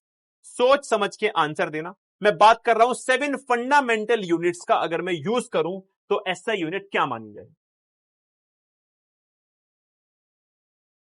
बताइए जल्दी से। जितने लोग भी कोलाम्ब वाले हैं, मैं अभी वहां पर नहीं गया हूं, वो एसआई यूनिट कोलाम्ब डिसाइड किए, लेकिन अगर मैं बात कर रहा हूं कि अगर आपको ये 7 बेसिक यूनिट समझ में आ गई हैं तो क्या आपको निकालना आ गया है कि यूनिट क्या होगी, मैं भी उसकी बात कर रहा हूं। जल्दी से बताएंगे सारे लोग, जल्दी से बताएंगे सारे लोग। अगर आ गई है तो बहुत ही अच्छी बात है, क्या बात है, बहुत ही बढ़िया, क्या बात है, बहुत ही बढ़िया, बहुत ही बढ़िया, बहुत ही बढ़िया, बहुत ही बढ़िया। चलिए जी, तो आंसर बिल्कुल ठीक है भैया। अगर आपको फॉर्मूला मिल जाएगा तो आप इसकी यूनिट दिखाओगे, भैया इसकी क्या होती है, एम्पियर होती है, भैया इसकी यूनिट सेकंड होती है, तो मैं एम्पियर मल्टीप्लाई बाय सेकंड बोल सकता हूं, ठीक है। हालांकि उसको कोलाम्ब भी बोलते हैं, लेकिन अभी के लिए समझो मैं क्या पूछ रहा हूं तुमसे, आई होप कि तुम समझ गए होगे। 71% लोगों ने ठीक कर दिया, बहुत बढ़िया बेटा। एम्पियर पर सेकंड नहीं है, मल्टीप्लाई है, तो मल्टीप्लाई का साइन आएगा ना कि पर का, तो बी वाले अपनी गलती ठीक कर लेना, बाकी सब कुछ बात। चलिए जी गाइस, आगे बढ़े क्या, आगे बढ़े, चलो कुछ बेसिक बेसिक कन्वर्जन देख लेते हैं, फिर काम की बात पे आएंगे। अगर आपसे वॉल्यूम की कोई बात पूछेगा तो वॉल्यूम का सबको पता है, जितनी भी वॉल्यूम होती है, वॉल्यूम होता है amount of space occupied by a substance. जब भी कोई भी किसी भी चीज में किसी अमाउंट को या फिर किसी स्पेस को ऑक्यूपाई करता है तो वो होता है 3D में, 3 डायमेंशन में। इसलिए वहां पर 3 लेंथ होती हैं। एक लेंथ होती है बेटा आपकी एक्स एक्सिस वाली, एक होती है वाई एक्सिस वाली, और एक होती है जेड एक्सिस वाली। इसलिए जब भी आप वॉल्यूम की बात कर रहे होगे, 3 डायमेंशन होंगी, तो तीन लेंथ आएंगी, इसलिए हमेशा यूनिट में आपको लेंथ का क्यूब लगाना होता है, इसलिए उसकी यूनिट मीटर क्यूब बनी थी, आपको याद है। अब आपको कन्वर्जन याद रखने हैं, कन्वर्जेंस को याद रखना है। क्या कन्वर्जन को याद रखना है, कन्वर्जन में याद रखना है कि 1 लीटर का मतलब होता है 1000 मिलीलीटर। अच्छा जी, 1 मिलीलीटर को ही बोल सकते हैं 1 सेंटीमीटर क्यूब, तो इसी का मतलब होता है 1000 सेंटीमीटर क्यूब। 1 लीटर का ही मतलब होता है 1 डेकामीटर क्यूब। तो आप इन सारी कन्वर्जेंस को याद रखेंगे, और ये कन्वर्जेंस की जरूरत क्यों पड़ती है मैं आपको बता चुका हूं, वही सड़क वाले एग्जांपल से। तो वॉल्यूम में सारी कन्वर्जन आपको हमेशा याद रखनी है, ठीक है जी। 1 लीटर का मतलब है 1000 मिलीलीटर, क्योंकि 1 मिलीलीटर का मतलब 1 सेंटीमीटर क्यूब है, तो 1000 मिलीलीटर को 1000 सेंटीमीटर क्यूब भी लिखा जा सकता है, और 1 लीटर को ही 1 डेकामीटर क्यूब भी कहते हैं। तो आपको ये बात याद रख लोगे, याद इसको याद रख लोगे, इस चीज को याद रख लोगे गाइस, जल्दी से बता दो मुझे एवरीबॉडी, क्या इस चीज को याद रखा जा सकता है। किसी भी चीज की वॉल्यूम स्पेस ऑक्यूपाई करती है, 3 डायमेंशन में करती है, मतलब यहां पर 3 तरह की लेंथ होती है, एक एक्स एक्सिस, एक वाई एक्सिस, एक जेड एक्सिस। इसी वजह से यहां पे 3 लेंथ होती है, तो यूनिट में हमेशा लेंथ का क्यूब होगा, और यूनिट में जब लेंथ का क्यूब होगा मतलब मीटर का क्यूब या फिर कोई भी क्यूब आएगा। उसीलिए यहां पर आपको ध्यान रखना है कि हमेशा यूनिट में जो एसआई यूनिट होगी वो कितनी होगी बेटा, एसआई यूनिट क्या होगी, हमेशा आपसे अगर कोई पूछेगा एसआई यूनिट क्या होगी, वो हमेशा आपकी मीटर क्यूब होगी। लेकिन इसके कुछ कन्वर्जन है जिसमें आपको कन्वर्ट करने में आपको याद रखने हैं, जैसे कि 1 लीटर का मतलब है 1000 मिलीलीटर, यानी कि 1000 सेंटीमीटर क्यूब। 1 मिलीलीटर का मतलब है 1 सेंटीमीटर क्यूब, 1 लीटर का मतलब है 1 डेकामीटर क्यूब। चलिए जी, दिमाग खोलो, क्वेश्चन पे आ जाऊं क्या? अरे कर लोगे? दिमाग खोलो, क्वेश्चन को जल्दी से बता दो मुझे एक बार सारे लोग। क्या दिमाग खोलो, क्वेश्चन कर लोगे? आ जाओ। पहला दिमाग खोलो क्वेश्चन है, ध्यान से करना, सोच समझ के कर। चलिए, तो पहला कन्वर्जन आपके सामने है, एवरीबॉडी जल्दी से मुझे सोच समझ के बताएंगे पहले क्वेश्चन का आंसर क्या है। आपके पास है 30 सेंटीमीटर क्यूब, जिसको आपको कन्वर्ट करना है बेटा डेकामीटर क्यूब में। आराम से सोच समझ के करते हैं, बताइए। स्वास्थ्य कह रहा है भैया रिपीट कर दो बेटा, इसमें रिपीट कर दूंगा, टेंशन ना ले, है ना, क्वेश्चन में रिपीट कर दूंगा।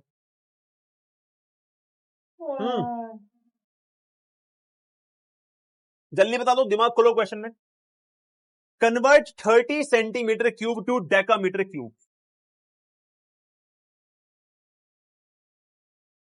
आया किसी का? एवरीवन आया क्या? चलिए, तो कैसे करते हैं कन्वर्ट, मैं आपको बता देता हूं। सबसे पहले आपको यह पता है कि 1 लीटर का मतलब है 1 डेकामीटर क्यूब, सभी को पता है भैया? बिल्कुल पता है। और 1 लीटर का ही मतलब है 1000 सेंटीमीटर क्यूब, यह भी सभी को पता है। तो मैं क्या कह सकता हूं यहां से रिलेट करके कि 1 डेकामीटर क्यूब का मतलब होता है 1000 सेंटीमीटर क्यूब। हाँ भैया कह सकते हैं। अब मुझे बताना है कि 30 सेंटीमीटर क्यूब में कितने डेकामीटर क्यूब होते हैं। तो कैसे बताओगे? आपको इस साइड कुछ भी करके 30 लेके आना है ना। तो 1000 को 30 कैसे बना सकते हो? सबसे पहले दोनों साइड को 1000 से डिवाइड कर देते हैं, कर सकते हो? ऐसा करोगे तो 1 सेंटीमीटर क्यूब में कितने डेकामीटर क्यूब होंगे ये निकल के आ जाएगा, और इसका आंसर आएगा इतने डेकामीटर क्यूब। अब आपको तो 30 में चाहिए, तो दोनों साइड 30 से मल्टीप्लाई कर दोगे तो आंसर आ जाएगा कि 30 सेंटीमीटर क्यूब में 30 अपॉन में 1000 डेकामीटर क्यूब होने चाहिए, और इसी के आसपास आपका आंसर आ जाएगा। 1 0 से 1 0 काटो, 2 0 काटोगे तो यह बन जाएगा 0.03 डेकामीटर क्यूब होते हैं आपके 30 सेंटीमीटर क्यूब में। क्या सभी को यह कन्वर्जन समझ में आया? अब आधे लोग बोलेंगे भैया ये तो बहुत बोरिंग है, मतलब केमिस्ट्री सच में इतनी बोरिंग है? नहीं, दिस इज नॉट केमिस्ट्री। ये आपको काम आएंगे कैलकुलेशन में। आप न्यूमेरिकल्स करोगे ना बहुत लंबे लंबे, तो वहां पे कैलकुलेशन में इनका बहुत काम है। तो ये जस्ट स्टार्टर है। कितने लोगों को ये वाली बात समझ में आई? जल्दी से मुझे चैट सेक्शन में बताएंगे, और जिसको नहीं आई है उसको मैं बताऊंगा। बहुत सारे बच्चों ने गड़बड़ की, चलो कोई बात नहीं। कितने लोगों को यस या नो कर देना कि ये कन्वर्जन समझ में आया? कितने लोगों को यस या नो कर देना कि कन्वर्जन समझ में आया? यस या नो कर दो। कितने लोगों को कन्वर्जन समझ में आया? आंसर आया नहीं आया? कितने लोगों को समझ आया बताओ पहले, कितने लोगों को समझ आया? फिर मैं आगे बढ़ूंगा, कोई दिक्कत वाली बात नहीं है। तुम नहीं भी करोगे तो मैं हूं ना सही, तो क्या टेंशन ले रहे हो? इतनी टेंशन ना लो, नहीं आया तो मैं हूं यहां पे, कोई बात नहीं। चलो देखते हैं एक बार कितने लोगों को आया, कितने लोगों को नहीं आया। आपको कन्वर्ट करना था 30 सेंटीमीटर क्यूब को डेकामीटर क्यूब के अंदर, और फिर आपको आंसर बताना था कि भाई क्या आंसर आया, है ना। बहुत सारे नो है, बहुत सारे यस है, लेकिन नो ज्यादा दिख रहे हैं मुझे, मतलब मुझे रिपीट करना है। कोई बात नहीं, मैं रिपीट कर दूंगा। चलो मैं स्टॉप पोल करता हूं, ध्यान से देखते हैं एक बार क्या रिजल्ट है। 61, मतलब अब चलो हाँ वाले जीत गए हैं, 40% को नहीं आया। जिसको भी नहीं आया तो ध्यान से देखते। सबसे पहले आपको आपको करना क्या था? आपको 30 सेंटीमीटर को डेकामीटर क्यूब में कन्वर्ट करना है। चलो मैं आपको इसका आसान तरीका बताता हूं। आसान तरीका देख लो, आसान तरीका। 30 सेंटीमीटर क्यूब को आपको कन्वर्ट करना है किसमें? Decametre cube. तो क्या करोगे, ध्यान से देखो। सबसे पहले आप सेंटीमीटर क्यूब में और डेकामीटर क्यूब में वो निकालो, रिलेशन क्या है। तो आप देखो, आपको पता होगा 1 लीटर का मतलब है 1 डेकामीटर क्यूब, जिसका मतलब है 1000 मिलीलीटर, या फिर जिसका मतलब है 1000 सेंटीमीटर क्यूब। यहां तक सब लोग सहमत है? हाँ जी भैया। अब आप क्या करो, इन दोनों को बीच से निकाल लो, क्योंकि आपको इनका रिलेशन मिल गया। किस किस को? इसको और इसको निकाल लिया आपने। तो यहां से आ गया 1 decametre cube is equals to होता है 1000 सेंटीमीटर क्यूब। समझ में आ गई बात? हाँ जी। अब आपको देखना है 30 सेंटीमीटर क्यूब में कितने डेकामीटर क्यूब है। तो आप ये देख लो 1 सेंटीमीटर क्यूब में कितना डेकामीटर क्यूब है। इस 1000 को इधर ले आओ तो आ जाएगा 1/1000 decametre cube is equals to 1 centimetre cube. आ गया? हाँ जी भैया ठीक है। अब क्या करूं? अब कुछ नहीं करना, जो भी आपका आंसर दे रखा है 1 सेंटीमीटर क्यूब का मतलब क्या है? 1/1000 डेकामीटर क्यूब। हो गया कन्वर्ट। बस अब इसको सोल्व कर लो भाई। 30 को 1000 से काटोगे तो एक जीरो से एक जीरो कटेगी, फिर दो जीरो से अगर काटोगे तो 0.03 आपका आंसर आता है। क्या अभी सभी लोगों को समझ में आ गया? एवरीबॉडी चैट बॉक्स में एपीएम भर दो बहुत जल्दी करके, क्योंकि अगला क्वेश्चन दूंगा करने के लिए। सर जल्दी से बता दो मुझे, क्या मैं सबको ये समझ में आ गया? क्योंकि मैं अगला क्वेश्चन देने वाला हूं, सारे लोगों को खुद से सॉल्व करना पड़ेगा अगला क्वेश्चन। मैं पहले ही बता रहा हूं, इस बार गलती मत कर देना, चपेटे पड़ेंगे नहीं तो बहुत तेज अब की बार। जल्दी बोलो, कर लोगे क्या? जल्दी बता दो, कर लोगे क्या? एवरीवन कर लोगे क्या? पक्का पक्का पक्का पक्का? दे दो क्वेश्चन, कर लो। दे दो क्वेश्चन, दे दो क्वेश्चन। दिमाग खोलो, क्वेश्चन दे रहा हूं। दिमाग खोलो, क्वेश्चन दे रहा हूं। दिमाग खोलो, क्वेश्चन दे रहा हूं अगला वाला। ठीक है, दिमाग खोलो, क्वेश्चन दे रहा हूं। ठीक है, आपको एक क्वेश्चन दिया हुआ है ये, और 1 मिलीग्राम का मतलब बताया हुआ है 10⁻³ या फिर आप कह दो 1/1000 ग्राम। ये ठीक है, 1/1000 ग्राम। सोच समझ के आंसर करना है। कन्वर्ट इस वैल्यू को एसआई यूनिट में। अब एसआई यूनिट क्या होती है? वो तो वजन के लिए, मास के लिए किलोग्राम है, ठीक है। लेकिन 1 मिलीग्राम का मतलब होता है 1/1000 ग्राम। और अगर तुम्हें और हेल्प चाहिए तो मैं दिख देता हूं, 1 किलोग्राम का मतलब होता है 1000 ग्राम।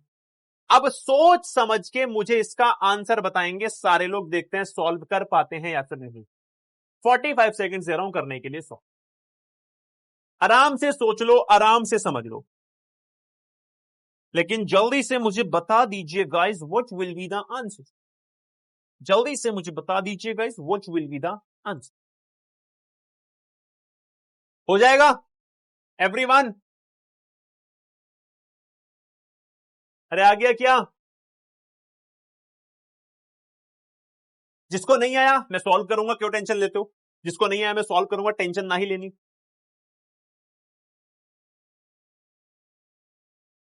हो गया हो गया हो गया हो गया हो गया हो गया हो गया हो गया हो गया। ठीक है, डन है डन है डन है। धन्यवाद धन्यवाद धन्यवाद धन्यवाद धन्यवाद धन्यवाद। चलो ठीक है, अब मैं करूं इसको सॉल्व, मैं करूं इसको सॉल्व। आपको कन्वर्ट करना है 25,365। पहले मैं पहले पोल डालने तो फिर करूंगा, तुम बोलोगे भैया देखने नहीं दिया आपने। चलो, 25,365 मिलीग्राम को कन्वर्ट करना है आपको केजी में। ठीक है, तो पोल को करते हैं स्टॉप। आ जाओ जरा, पोल को करते हैं स्टॉप। 25,365 मिलीग्राम, अच्छा 365 कितने को? मिलीग्राम को आपको कन्वर्ट करना है बेटा किसमें? एसआई यूनिट यानी कि किलोग्राम। ठीक है, चलो अब देखो ध्यान से कैसे करें। सबसे पहले मुझे पता है कि 1 मिलीग्राम का मतलब होता है, या फिर आप इसको ऐसे कर लो, आप पूरी को लिखो ना, ऐसे लिखते, क्या लिख दो कि भाई 1 केजी का मतलब होता है 1000 ग्राम। ठीक है, बिल्कुल सही बात है। और एक 1000 ग्राम में आप अगर आप देखोगे, आपको सबको पता है क्या जी, क्या पता है आपको कि 1 ग्राम का मतलब होता है 1000 मिलीग्राम, है ना। 1 ग्राम का मतलब कितना होता है? 1000 मिलीग्राम। भैया ये कहां बताया आपने? देखो ये तो बता रखा मैंने। 1 ग्राम का मतलब क्या है? 1000 को तो ले जाओ 1000 मिलीग्राम। ठीक है, सबको दिख गया? हाँ भैया दिख गया। अब देखो क्या कर सकते हो, क्या आप इसको लिख सकते हो 1000 ग्राम की जगह लिख सकते हो 1000 मिलीग्राम, है ना। आप लिख सकते हो इसको ऐसे? हाँ भैया लिख तो सकते हैं। तो 1 किलोग्राम के अंदर आपके पास, या फिर इसको मैं सबसे आसान तरीका बताऊं आपको, सबसे आसान ज्यादा तरीका। सबसे पहले आप एक चीज करो, इसको नॉर्मली ग्राम में लिख दो। क्या आप इसको लिख सकते हो? 25,365 मल्टीप्लाई बाय 1000, तो यहां पर क्या आ जाएगा बेटा? ग्राम आ जाएगा। जल्दी बता दो। सॉरी सॉरी सॉरी सॉरी, आपको ग्राम में करना है इसको कन्वर्ट। हाँ, तो आप इसको क्या करते हो, क्या करते हो इसको? आपको साफ साफ पता है कि मैंने आपको पिछले पेज में बता रहा बाय 1000 ग्राम। तो क्या आप इसको ऐसे लिख सकते हो कि भाई 1 मिलीग्राम को हटा के यहां से लिख दो 1/1000 ग्राम? हाँ जी भैया लिख सकते हैं। लिख दिया? ठीक है भैया लिख दिया। अब अगर आप ग्राम और किलोग्राम में देखोगे तो 1 किलोग्राम में होते हैं 1000 ग्राम, तो क्या आप 1 ग्राम को लिख सकते हो 1/1000 किलोग्राम? हाँ भैया लिख सकते हैं। तो क्या आप इसको फिर लिख सकते हो फर्दर 25,365 मल्टीप्लाई 1/1000, फिर से एक बार मल्टीप्लाई बाय 1/1000, अब की बार केजी बन जाएगा। क्या सभी को दिख गया ये बात? जल्दी से बताओ मुझे एक बार, दोबारा देखो ध्यान से। 1 मिलीग्राम का मतलब होता है 1/1000 ग्राम। ये मैंने आपको पिछले वाले पेज में बताया था, दिख रहा है सभी को? हाँ जी भैया दिख रहा है, ठीक है। तो आपने क्या किया, इस मिलीग्राम को हटाया, 1/1000 इसको ग्राम में कन्वर्ट किया, कर दिया भैया। अब ये भी सबको पता है कि भाई 1 ग्राम इक्वल्स टू होता है 1/1000 किलोग्राम, ये भी सबको पता है। तो आपने अब की बार 1 ग्राम को हटा के एक और बार 1000 लिया, ये आपका किलोग्राम में कन्वर्ट हो गया। अब देखो आप आंसर कैसे बताओगे। आंसर बताने का सबसे सिंपल तरीका बताता हूं, ध्यान से देखना। आप 3 जीरो हटाओगे तो 1 2 3 यहां डेसिमल आएगा, तो यह जाएगा आपका 25.365। 1000 ऊपर जाएगा तो आप इसको लिख सकते हो 10⁻³ ऊपर जाएगा तो बेटा माइनस का 3 हो जाएगा। क्या कोई भी आंसर आपको ऐसा दिखाई दे रहा है? 2.365 10⁻³ किलोग्राम आपका बी आंसर आ गया है। सारे लोगों का अगर सही आंसर है तो मुस्कुराइए, मजा आ गया है। किसी को भी, अरे यार 71% आ गया था। अच्छा, आधे बच्चों ने जो सी वाले हैं मैं उनको भी ठीक ही मानूंगा, सही मानूंगा, क्योंकि उन्होंने बस थोड़ी सी गलती कर दी कि वो 1000 10⁻³ को भूल गए हैं, अदरवाइज उन्होंने भी सही किया था। क्या सभी को कन्वर्जन समझ में आ गया? एवरीबॉडी जल्दी बोलेंगे सारे लोग। क्या सभी को कन्वर्जन समझ में आया कि नहीं आया? जल्दी बोल दो सारे के सारे बच्चे। Everybody in the house make some noise. अगर आ गया है तो अब मैं वॉल्यूम के बाद चलूंगा अगली प्रॉपर्टी, फिजिकल प्रॉपर्टी, जिसका नाम होगा टेम्परेचर। प्लीज कह रहा है भैया समझ नहीं आया, एक और एग्जांपल अगर दे दोगे तो मजा आ जाएगा। चलो एक और एग्जांपल ले लो, है ना, एक और दिमाग खोलो, क्वेश्चन ले लो, कोई बात नहीं, एक और दिमाग खोलो, क्वेश्चन ले लो, वन मोर क्वेश्चन, ठीक है, वन मोर। तो मान लो मेरे पास एक क्वेश्चन है, convert convert convert. Let suppose अब की बार मैं कह रहा हूं किसको किसको किसको, अब की बार मैं कह रहा हूं 30 या फिर आप कह दो 3 decametre cube in in in in in in centimetre cube. ये आपका बेटा क्वेश्चन है, 3 डेकामीटर क्यूब को सेंटीमीटर क्यूब में कन्वर्ट करना है। जल्दी से सारे लोग इसका आंसर बताएंगे। मैं आपको ऑप्शन दे रहा हूं, option A, option B, option C और ऑप्शन डी। मेरे अकॉर्डिंग जो ऑप्शन ए है उसका आंसर है 3 सेंटीमीटर क्यूब आंसर आएगा। दूसरा ऑप्शन है 300 सेंटीमीटर क्यूब ऑप्शन आएगा। और जी मेरा फिर थर्ड ऑप्शन है कि यहां पे आएगा 3000 सेंटीमीटर क्यूब, या फिर ऑप्शन डी है बेटा मेरा नन ऑफ दीस। ठीक है, मैं आपको हेल्प करने के लिए जो भी पिछले पेज पे लिखा था, अपने नोट्स पे अपने लिखा होगा, मैं आपको लिख के दे रहा हूं क्या आएगा। तो मेरे अकॉर्डिंग 1 डेकामीटर क्यूब का मतलब था जिसको हम 1 लीटर कहते थे, जिसको हम कहते थे 1000 मिलीलीटर, जिसको हम कहते थे 1000 सेंटीमीटर क्यूब। अब सारे लोग इसको अपनी कॉपी में सॉल्व करेंगे, जल्दी से मुझे आंसर बताएंगे 45 सेकेंड से।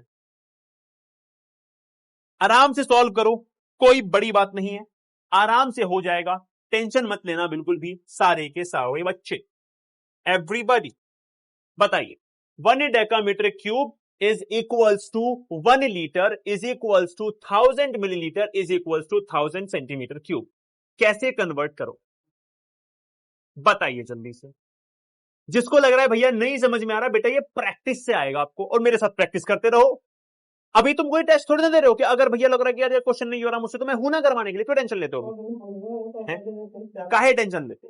क्या सभी का आंसर आ रहा है? जल्दी से बता दो मुझे एक बार, क्या सभी का आंसर आ रहा है? आ रहा है क्या सभी का आंसर? एवरीवन चलो चलो ठीक है ठीक है ठीक है ठीक है, आगे आगे आगे, ठीक है। अब ध्यान से देखो कैसे कन्वर्ट करेंगे। आपको डेकामीटर क्यूब की और सेंटीमीटर क्यूब की यूनिट को बाहर निकाल लेना है।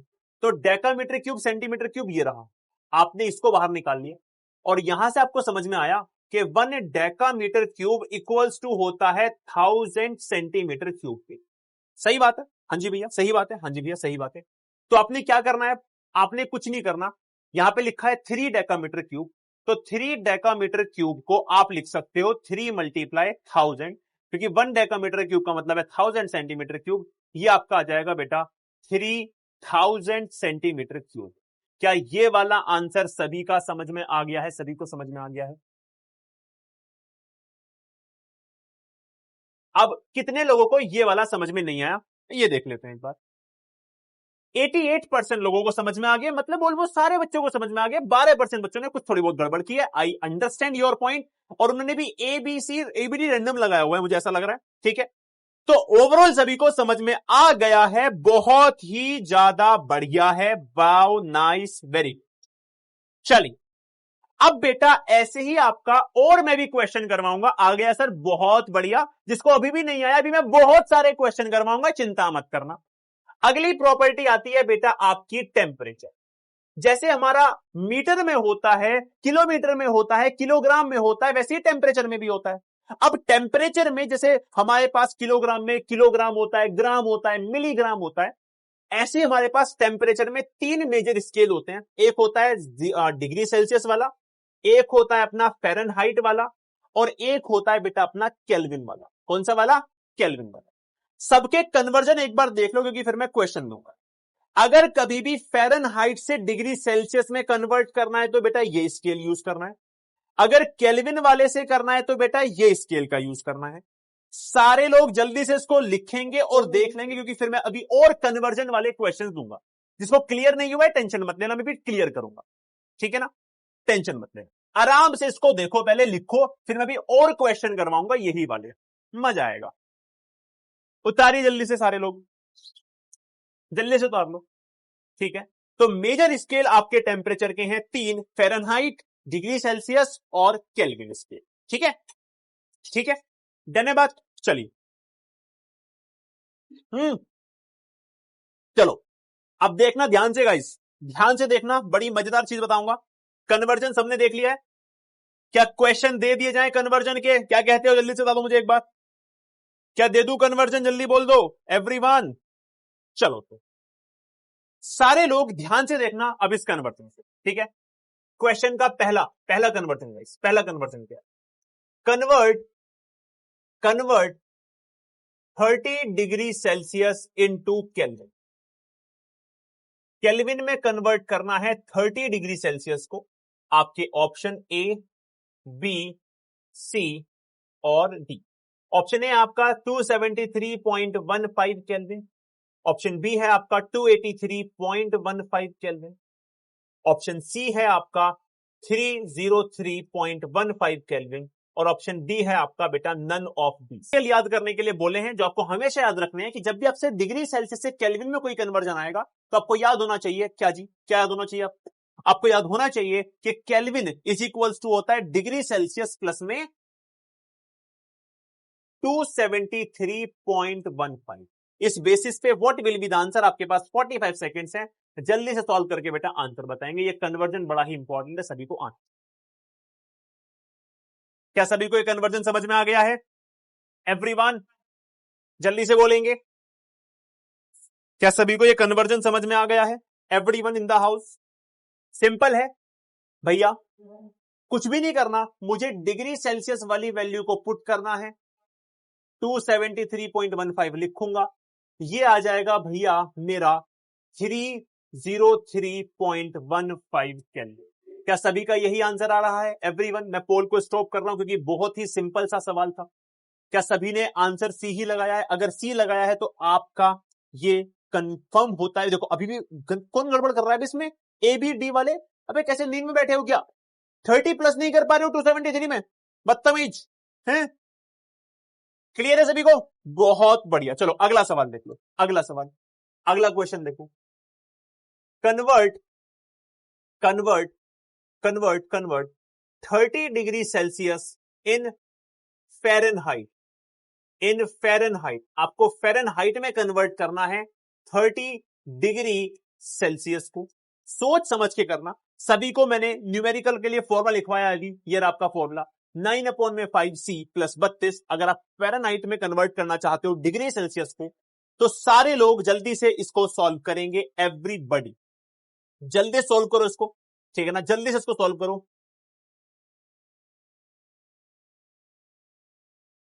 ठीक है, चलो 76 डिग्री फ़ारेनहाइट आएगा, 80 डिग्री फ़ारेनहाइट आएगा, 86 डिग्री फ़ारेनहाइट। चलिए बताइए आंसर क्या होगा? क्या ये कन्वर्जन वाले क्वेश्चन सारे लोगों के हो रहे हैं क्या? एवरीवन, क्या कन्वर्जन वाले क्वेश्चन सारे लोगों के हो रहे हैं? अभी किसी को दिक्कत हो रही है मीटर वाले में? हाँ या ना? एक और क्वेश्चन दूंगा मीटर वाला करने के लिए, और समझते चीजों को। चलो ठीक है, और देता हूं मैं तुम्हें। Convert convert 50 milligram into kilogram. जिसका ये वाला क्वेश्चन हो जाएगा वो इस वाले क्वेश्चन को लगाएगा। मैं यूनिट्स को वो दे रहा हूं तुम्हें सॉल्व करके। क्या दे रहा हूं कि 1 किलोग्राम का मतलब होता है 1000 ग्राम, और तुम्हारा 1 ग्राम का मतलब होता है 1/1000 मिलीग्राम। ये आपका कन्वर्जन आपको याद रखना है हमेशा, और इसी के बेसिस पे आपको आंसर बताना है इस वाले क्वेश्चन का क्या होगा, ए, बी, सी और डी। पहले इस पे आते हैं, इसका आंसर देख लेते हैं। सभी ने सॉल्व किया होगा तो बेटा 9/5C प्लस में 32 ये आपका जो है फॉर्मूला था। यहां पे आप सी रखोगे बेटा 30 डिग्री सेल्सियस आपका है, प्लस में 32 रखोगे। 5 6 या 30, 9 6 या 54 प्लस में 32, आपका आंसर आ जाएगा बेटा 86। क्या सभी का 86 ही आ रहा है एवरीबॉडी? अरे क्या सभी का 86 ही आ रहा था क्या गाइस? 78.97%। कौन मूर्ख है जो भी बी लगा रहा है, सी लगा रहा है, डी लगा रहा है? 86 नहीं आया तुम्हारा? प्लस करके इसको सॉल्व करके जल्दी बताओ। आसान सवाल है यार, आसान सवाल है बहुत ज्यादा। कर लोगे क्या? चलो अब इस वाले क्वेश्चन को देखते हैं कितने लोग इस वाले क्वेश्चन को सॉल्व कर पाएंगे। Convert 50 milligram into KG. Convert 50 milligram into KG कैसे कन्वर्ट करोगे? अब ये बहुत ही समझने वाली चीजें हैं। हाँ तो जरा देखें क्या, देखें क्या, देखें क्या, देखें क्या। तो सारे लोग जल्दी से आंसर करना शुरू करेंगे। मैं चैट बॉक्स में आंसर चाहता हूं, मैं पोल अब की बार नहीं दे रहा हूं। देखते हैं कितने लोग बता सकते हैं। चैट सेक्शन में इसका आंसर कर दो guys. What will be the answer in the chat box? देखते हैं कितने लोग सही आंसर चैट बॉक्स में कर पाएंगे। मैं पोल नहीं दे रहा हूं क्योंकि आधे से ज्यादा बच्चे फिर पोल में गलती कर देते हैं। आराम से करो और बताओ मुझे what will be the answer. क्या आंसर आएगा इस वाले question? Convert 50 milligram into KG. आया किसी का?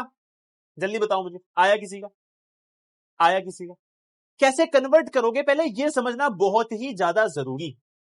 50 मिलीग्राम को आपको केजी में कन्वर्ट करना है, तो कैसे कन्वर्ट करोगे ये समझना बहुत ही जरूरी है, बहुत ही जरूरी है। ये मैंने उल्टा नहीं लिखा। अब तुम मुझे बता भी नहीं रहे हो यार, हैं? तुम कैसे बेवकूफ हो? अबे बताओ तो सही मुझे। बेटे मेरे लाल, 1 ग्राम में होते हैं 1000 मिलीग्राम, ठीक है ना? अब जल्दी से मुझे सारे लोग सॉल्व करके बेटा इसका आंसर बताएंगे। Everyone in the house make some noise. 1 gram में 1000 मिलीग्राम होते हैं। मिलीग्राम छोटी यूनिट होती है, तो जरा बोल दिया करो अगर मैंने कुछ उल्टा सीधा लिख दिया तो, है ना? सॉल्व करके आंसर बताएंगे। अब जितने बच्चों को भी लग रहा है भैया मुझसे तो नहीं होगा, ये बहुत ही हैवी सवाल है, कैसे करूंगा, तो मैं आओ तुम्हें इसका एक आसान तरीका बताता हूं। देखो तुम्हें पता है 1 किलोग्राम 1000 ग्राम है, 1 ग्राम 1000 मिलीग्राम है, और तुम्हें मिलीग्राम का और केजी का एक रिलेशन चाहिए। तो मैं तुम्हें एक सिंपल तरीका बताता हूं। सिंपल तरीका देखना सारे लोग। सिंपल तरीका क्या होगा? आपको पता है कि भाई मैं 1 केजी को लिख सकता हूं 1000 ग्राम, फिर मैं ग्राम को लिख सकता हूं 1000 मिलीग्राम, तो 1000 के बाद एक और 1000 आ जाएगा और ये बन जाएगा मिलीग्राम। क्या सभी को ये रिलेशन मिल गया? हाँ जी भैया रिलेशन तो मिल गया। अब 1 केजी में आप यहां पे देखो, 1 केजी में हो गए हैं 10 की पावर 6 मिलीग्राम, क्योंकि 3 और 3 6 हो गए। अब आपको लाना है 50 मिलीग्राम में कितने किलोग्राम होंगे। तो आप ये कह सकते हो कि भाई 1 मिलीग्राम में ये 10 टू द पावर 6 उधर डिवाइड में चला जाएगा, इतने किलोग्राम होते हैं। क्या सही बात है? बस आपका आंसर अब आ गया। आप मिलीग्राम की वैल्यू लिख दो केजी की टर्म में, वो हो जाती है 1/10 टू द पावर 6 केजी, और यही बेटा आपका आंसर होगा। आंसर आ जाएगा 10 की पावर 6 ऊपर जाएगी तो कितना हो जाएगा? 50 multiply 10 to the power -6 kilo. देखो किसी का आंसर नहीं आया, मैं मान सकता हूं कि आंसर नहीं आ रहा भैया, मुझे टफ लग रहा है, लेकिन क्या समझ में आ गया कि करना क्या है? क्या सभी को समझ में आ गया कि करना क्या है? एवरीबॉडी, क्या सभी को समझ में आ गया कि करना? मैं फिर से रफ कर रहा हूं, कोई दिक्कत नहीं है, रफ कर रहा हूं मैं, rough rough rough rough rough rough कर दो, रफ कर दो। मैं दोबारा रिपीट कर रहा हूं, ध्यान से देख लो। हर एक बच्चे को समझ में आना चाहिए भाई, मैं आगे नहीं बोलूंगा, कोई बात नहीं। देखो आपको सबसे पहले ये बता है कि भाई ये कन्वर्जन की यूनिट है। भैया ने बताया 1 केजी में 1000 ग्राम है, 1 ग्राम में 1000 मिलीग्राम। ठीक बात है भैया, ठीक है, कोई दिक्कत वाली बात नहीं है। मुझे मिलीग्राम से किलोग्राम का रिलेशन चाहिए, तो मैं क्या करूंगा? मैंने लिखा 1 किलोग्राम होता है 1000 ग्राम, और फिर 1 ग्राम में कितने? 1000 मिलीग्राम। तो उस ग्राम को हटा के फिर से 1000 मिलीग्राम लिख दो। तो रिलेशन आ गया कि 1 kg में होते हैं 10⁶ मिलीग्राम। तो 1 मिलीग्राम में कितने किलोग्राम होते हैं ये देखो पहले, क्योंकि हमें मिलीग्राम से कन्वर्ट करना है केजी में। तो आप लिख सकते हो 1 kg अगर आपका 10⁶ मिलीग्राम है तो इसको जरा उधर ले जाओ तो ये डिवाइड में जाएगा। 10⁶ किलोग्राम होते हैं 1 mg में, है ना? बिल्कुल सही बात है, बस अब आंसर आ गया। 1 मिलीग्राम की जगह लिख दो आप 1 अपॉन में 10⁶ तो 1 किलोग्राम बन जाएगा। इसका आंसर आ जाएगा 5 इंटू 10⁻⁻6 किलोग्राम। ये रहा आपका कन्वर्जन। अगर सभी को क्लियर हुआ तो जल्दी से मुझे बताएंगे everybody in the house makes. ये कंफ्यूजन है लेकिन भाई लोग बहुत ज्यादा आपको हेल्प करेगा जब आप कन्वर्जन करेंगे। ठीक है, चलिए आगे बढ़े क्या? अब आगे बढ़े, आगे बढ़ जाएं। चलिए आज का लास्ट टॉपिक है वैसे तो, क्योंकि आज बहुत सारे न्यूमेरिकल्स हुए हैं, है ना? हाँ, अभी बहुत सारे क्वेश्चन होंगे, टेंशन मत लो भी कन्वर्जन के, बहुत सारे क्वेश्चन। देखो मेरी बात समझ, मेरी बात समझ, देखो मैं तुम्हें एक बात बताता हूं, मैं तुम्हें एक बात बताता हूं, मेरी बात को सुनना पड़ेगा। क्लास 11th में तुम्हें ना इतने सारे न्यूमेरिकल सॉल्व करने हैं, इतने सारे न्यूमेरिकल सॉल्व करने हैं कि तुम कब कब हार मानोगे। तुम्हें हार माननी ही नहीं है कभी।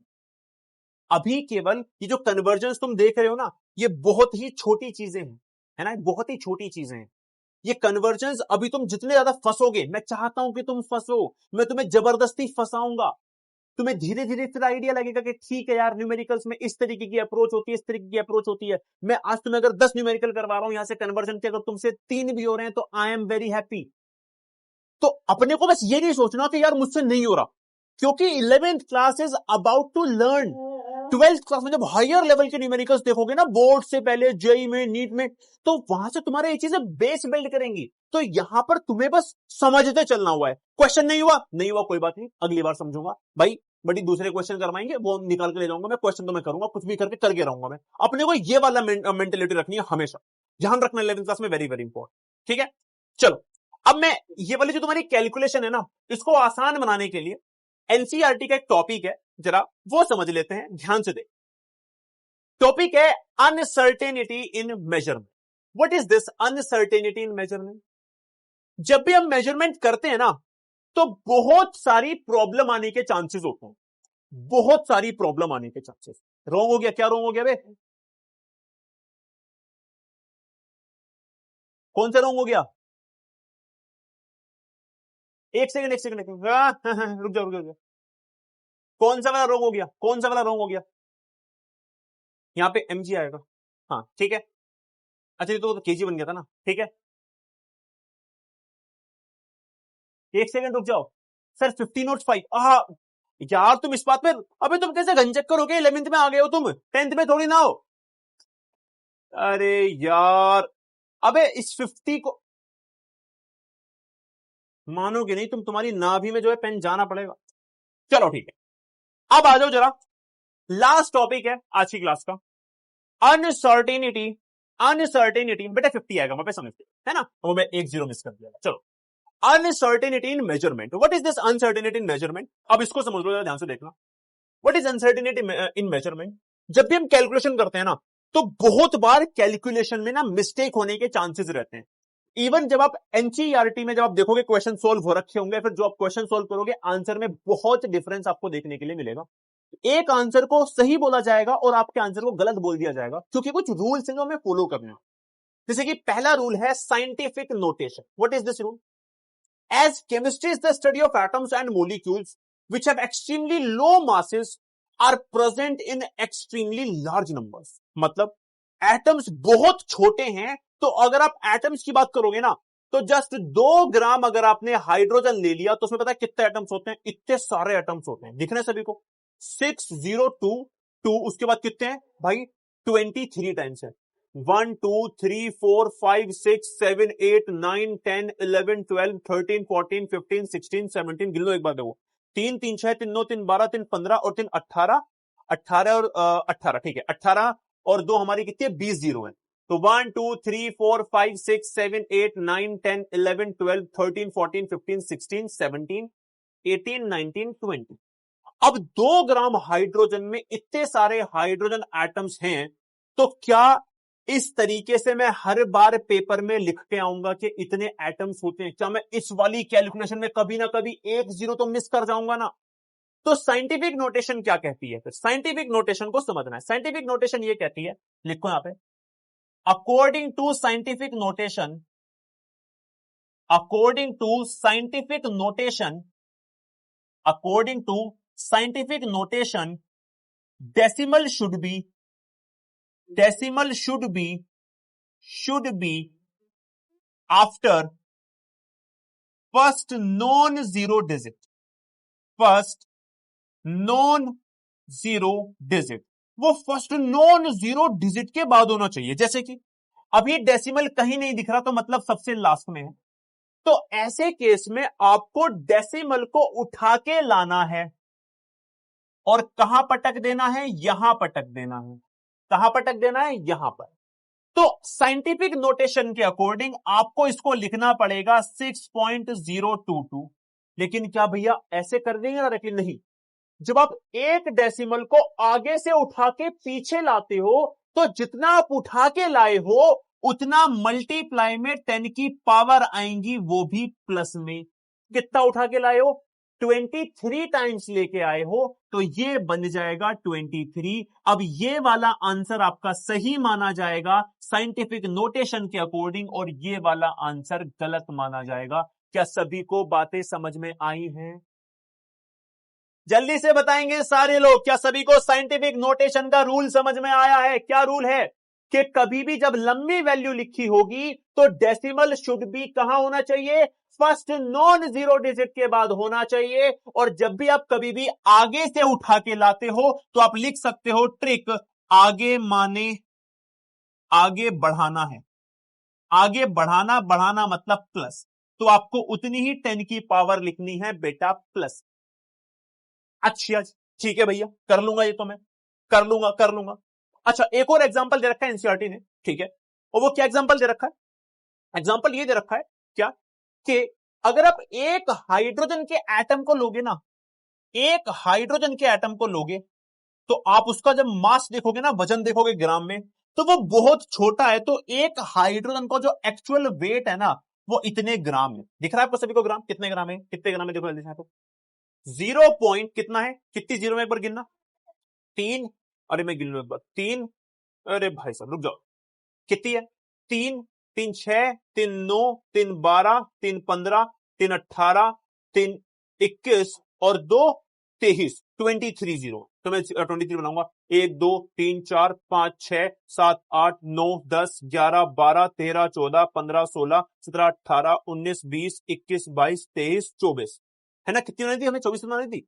3 3 6 3 9 3 12 3 15 3 18 18 और 3 21, 21 और 2 23 बनानी थी भाई, 23 23, ठीक है ना? 23 बनानी थी, 23 बना ली। उसके बाद 166। क्या ये साइंटिफिक नोटेशन के रूल के अकॉर्डिंग सही वैल्यू है? नहीं, प्रॉब्लम हो जाएगी। आपको इस डेसिमल को उठा के कहां लाना है बेटा? यहां लाना है।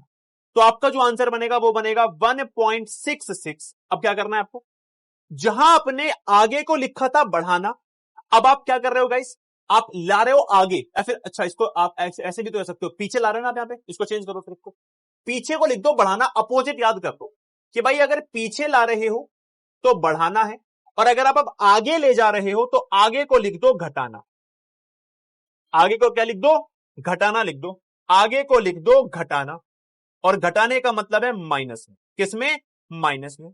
तो आपने जितना जंप करवाया है उतनी 10 की पावर माइनस में। कितना जंप करवाया आपने? आई थिंक 24 टाइम्स जंप करवाया है, तो ये बेटा आपका आ जाएगा माइनस में 24 ग्राम। जितने लोगों को साइंटिफिक नोटेशन का कॉन्सेप्ट समझ में आया, जल्दी से एक बार मुझे चैट बॉक्स में एपीएम दिखा देंगे, क्योंकि बहुत सारे क्वेश्चन अब मैं तुम्हें देने वाला हूं साइंटिफिक नोटेशन के। क्या तुम रेडी हो गाइस? अगर रेडी हो तो कॉपी में उतार लो, और फिर मैं तुम्हें क्वेश्चन देने वाला हूं, ध्यान से देख लो। जल्दी से बता दो, क्या सभी लोग रेडी हैं? एवरीबॉडी, क्या सभी लोग रेडी हैं? मैं क्वेश्चन दे रहा हूं। मेरे पास है 2734 8.72015। लेट सपोज जी, चलो मैं 0 0 कर देता हूं इसको, और बताओ 0 0। क्या ये साइंटिफिक नोटेशन के अकॉर्डिंग सही है? और अगर सही नहीं है तो बताना है आपको कि करेक्ट आंसर क्या होगा, ए, बी, सी और डी।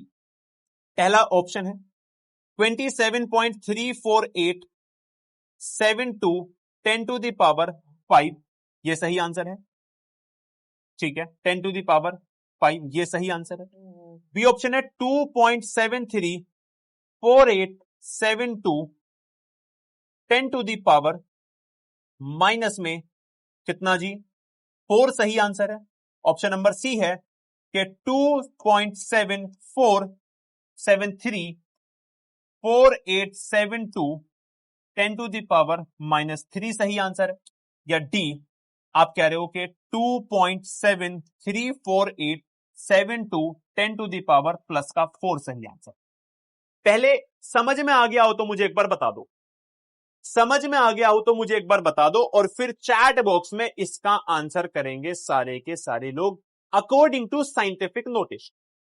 साइंटिफिक नोटेशन के अकॉर्डिंग आपको बताना है what will be the correct answer for this case. Everybody जल्दी से मुझे बताएंगे क्या सही आंसर होगा, आराम से बता दो क्या सही आंसर होगा।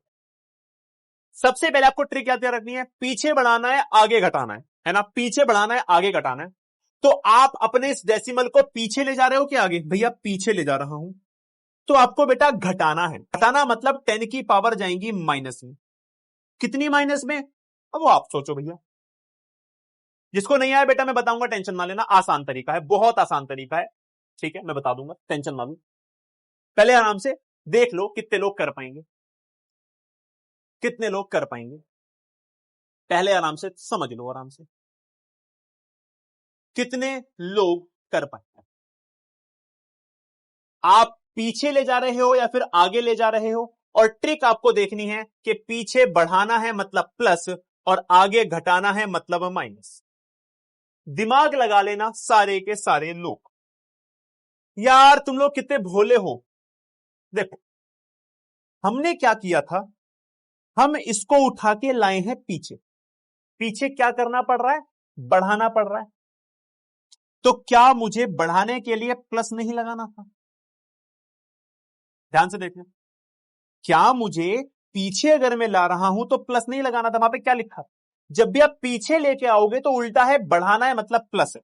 4 पॉइंट लेके आ रहे हो तो +4 है। मतलब मैं कह रहा हूं कि माइनस तो अपने आप माइनस लिख दोगे। अबे मैं तुम्हें फंसा रहा था, दिमाग कौन लगाएगा, दिमाग कौन लगाएगा? देखो यहां पे क्या लिखा है, यहां पे लिखा है बेटा जब भी पीछे लेके आ रहे हो, डेसिमल को उठा के पीछे लेके आ रहे हो तो अपोजिट है।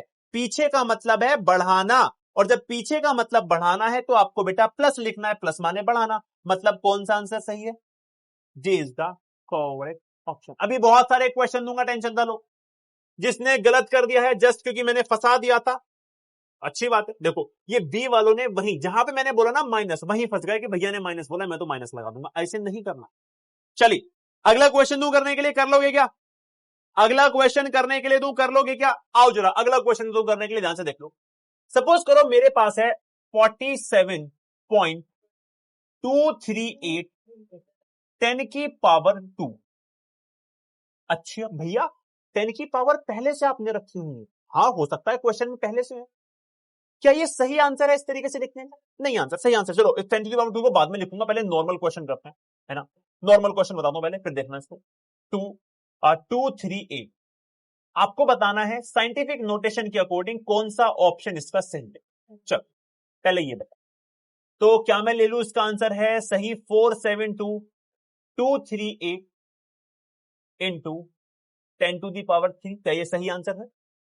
अगला 4.72238 10 टू दी पावर -2 सही आंसर है, या फिर 4.72238 10 टू दी पावर -2 सही आंसर, या फिर 0.472238 10 टू दी पावर, यहां पर तुम्हारा यहां पे कितना है प्लस लो ना बेटा, एक जगह माइनस एक जगह प्लस, -2। सोच समझ के बेटा आंसर आपको बताना है। देखते हैं कितने लोग सोच समझ के इसका एक सही आंसर बताएंगे। गलती मत करना, मैं एक बार फिर से ट्रिक ले रहा हूं। जब भी पीछे करोगे तो पीछे का मतलब है बेटा बढ़ाना, ठीक है, मतलब पॉजिटिव। और जब भी आगे ले जा रहे हो डेसिमल को तो बेटा घटाना, मतलब नेगेटिव। सोच समझ के सही आंसर बताना है सारे लोगों को।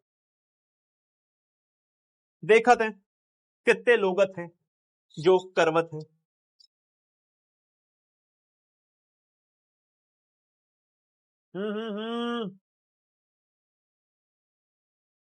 जल्दी बताइए गाइस। बेटा जिसको नहीं समझ में आया आंसर मैं करवाऊंगा, समझ में आ जाएगा, टेंशन नहीं लेने का बिल्कुल भी, ठीक है। चलो, तो आपको डेसिमल को लाना कहां पे था? डेसिमल को लाना है फर्स्ट नॉन जीरो डिजिट के बाद में, मतलब यहां। क्या बोला साइंटिफिक नोटेशन ने गाइस? साइंटिफिक नोटेशन ने बोला था कि decimal should be after first non zero digit, मतलब पहली नॉन जीरो डिजिट के बाद। तो आपको डेसिमल को यहां लाना है। आप ला रहे हो पीछे, कहां ला रहे हो? पीछे। कितना पीछे ला रहे हो? 2 डिजिट पीछे ला रहे हो। पीछे का मतलब है बढ़ाना, मतलब 10 टू दी पावर आपको +2 लगाना है। आपको कहीं भी 10 टू दी पावर +2 दिख रहा है विद 4.7223 है, सी इज द करेक्ट। क्या सभी का सी आ रहा है गाइस? एवरीवन जल्दी से मुझे बताएंगे मैंने अभी क्या बोला। जब भी बेटा पीछे लेके आओगे तो आपको बढ़ाना है। आप पीछे ही तो लेके जा रहे हो, तो कितना लगाओगे? सी लगाओगे, हाँ या ना? एवरीवन जीत गए हैं 78%। अगला सवाल, अगला सवाल ध्यान से सॉल्व करना है। अगर मेरे पास है 0.05278, क्या सही आंसर होगा? सोच समझ के आंसर बताना है, ए बी सी और डी।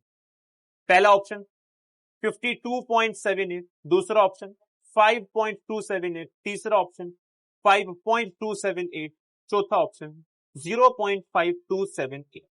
ठीक है, यहां पर आपने जो है कर दिया है 10 टू द पावर -3, ठीक है जी। यहां पर आपने कर दिया 10 टू द पावर -2, यहां पे कर दिया 10 टू द पावर +2, और यहां पे कर दिया आपने 10 टू द पावर 0। बताओ कौन सा आंसर सही है? आराम से सोच समझ के अपना टाइम लो। पीछे मतलब उल्टा बढ़ाना यानी कि प्लस, आगे मतलब घटाना यानी कि माइनस। आपको आराम से सॉल्व करना है। 45 सेकंड्स आपके पास है। मैं चाहता हूं यहां पर 100% यहां पर आपका आना चाहिए। बताइएगा जल्दी से एवरीवन। अगर सुनो सुनो, कोई कह रहा भैया छुट्टी दे दो, पक्का छुट्टी दे दूंगा।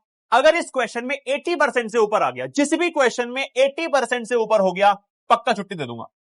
जिस भी क्वेश्चन में 80% से ऊपर हो गया, पक्का क्वेश्चन दे दूंगा, पक्का छुट्टी दे दूंगा, पक्का 100%। 100%, 100% चैलेंज कर रहा हूं मैं, चैलेंज। चलो शर्त लगाते हैं, शर्त, ठीक है ना, शर्त लगाते हैं। 80% से ऊपर हुआ, पक्का छुट्टी।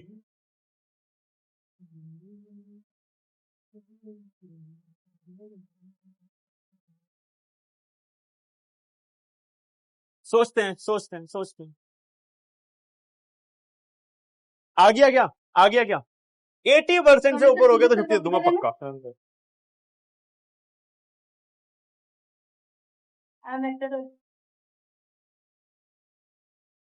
चलो ठीक है, टाइम समाप्त। सबसे पहले क्या करना है, अपने को डेसिमल को लेके जाना है फर्स्ट नॉन जीरो डिजिट के बाद में। फर्स्ट नॉन जीरो डिजिट है 5, मतलब यहां से उठा के यहां लेके जाना। तो आप ले जा रहे हो आगे, आगे में होता है घटाना, मतलब माइनस। कितनी डिजिट? 2 डिजिट, 1 2 2 के आगे ले जा रहे हो, मतलब 2 डिजिट के आगे ले जा रहे हो। तो आपको लगाना है 10 टू द पावर +2, तो 5.278 10 to the power +2 is the answer, मतलब सी इज द आंसर। देखते हैं 80% से हैं। मैंने गलत नहीं कर दिया है गाइस, माय बैड। ये तो बी आएगा यहाँ पे, तो हाँ बी तो आएगा, बी तो आएगा। माइनस करना था ना, घटाना था ना, मैंने प्लस पे लगा दिया, मैंने प्लस पे लगा दिया, सी पे लगा दिया मैंने। लेकिन तुम फिर भी नहीं जीते हो गाइस, 78.9%। लास्ट क्वेश्चन दे रहा हूं, इस पे सारे लोग 80% से ऊपर अगर कर दोगे तो भाई छुट्टी है। फिर जल्दी से देखते हैं कितने लोग कर पाएंगे। तो 5 क्वेश्चन है 604547.28। अच्छा रुक जाओ रुक जाओ रुक जाओ, बढ़िया सा क्वेश्चन होगा ना। 0.0006723 आपको बताना है क्या इसका सही आंसर होगा? ए, बी, ये लास्ट क्वेश्चन होगा इसका अगर तुमने मुझे इसका 80% से ऊपर सही आंसर दे दिया। तो मेरा पहला ऑप्शन है 7.23, दूसरा है 6.723, तीसरा है 6.723 और चौथा है 5 कहां से आ गया, हाँ 67.2.3। ठीक है, आपके ऑप्शन है यहां पे 10 टू द पावर -4। ठीक है, आपके ऑप्शन है यहां पे 10 टू द पावर प्लस में 4, आपका ऑप्शन यहाँ पे 10 टू द पावर प्लस में 5 और आपका ऑप्शन है 10 टू द पावर प्लस में 3। सोच समझ के आंसर देना है गाइस, सोच समझ के आंसर देना है सारे के सारे लोगों को, सारे के सारे लोगों को सोच समझ के आंसर देना है, जल्दबाजी मत करना। दिस इज +4 और दिस इज अपना माइनस का फैक्टर। ठीक है, क्या सारे लोग सोच समझकर आंसर दे पाएंगे? ये मुझे देखते हैं कितने लोग सॉल्व कर पाएंगे। क्या मैं ऑप्शन दे दूं guys? Guys are you ready? एक बार दोबारा से देख लो, दोबारा से देख लो एक बार, सारे लोग बहुत ध्यान से देख लो, सारे लोग बहुत ध्यान से देख लो। उल्टा होता है, उल्टे का मतलब है आगे मतलब घटाना यानी कि माइनस, पीछे ले जाते हो डेसिमल को तो बढ़ाना मतलब प्लस, उल्टी होती है ट्रिक में, आपको याद रखना है। देखते हैं कितने लोग इसका सही आंसर अब बता पाएंगे। 45 सेकेंड्स हैं, 80% से ऊपर जाना है सारे लोगों को, सारे लोगों को 80% से ऊपर जाना है। बताइए सही आंसर क्या होगा?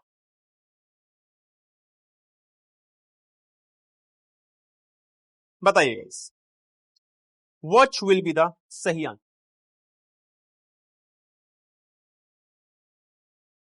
देखते हैं भाई क्या सही आंसर आ पाता है कि नहीं आता।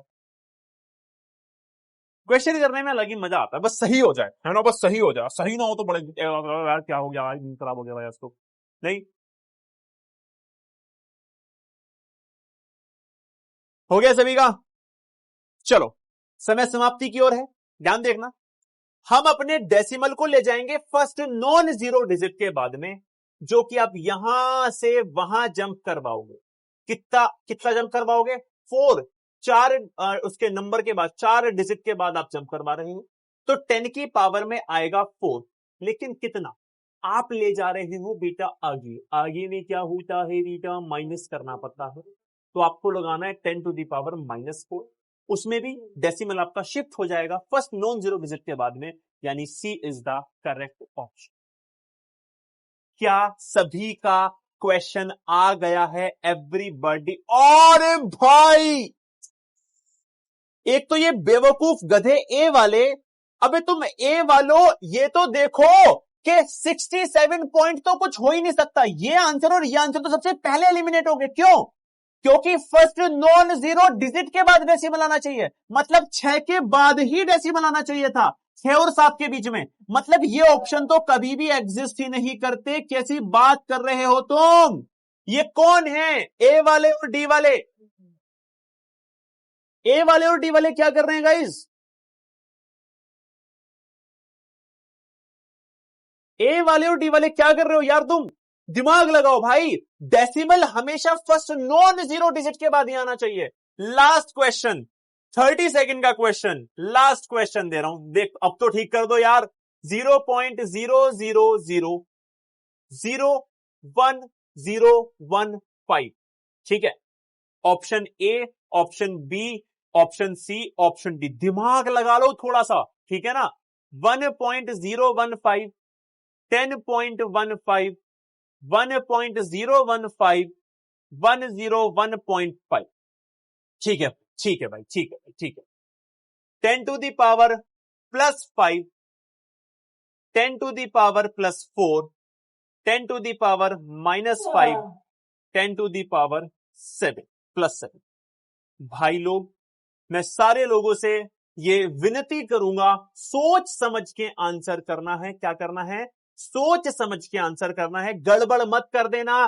Decimal should be after first non zero digit. मात्र 30 सेकंड दे रहा हूं सॉल्व करने के लिए, सारे लोग सॉल्व कर देना इस बार। भाई जल्दी से लगाओ, सारे लोग जल्दी से, जल्दी से लगाओ। Decimal should be after first non zero digit. कौन सी है वो नॉन जीरो डिजिट?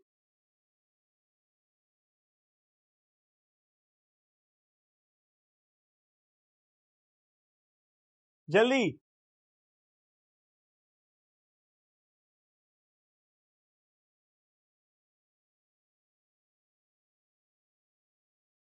कोई सी क्लास याद रहे ना रहे, लेकिन आज उदय की क्लास मुझे याद रहेगी गाइस। सोचो, लगाओ आंसर।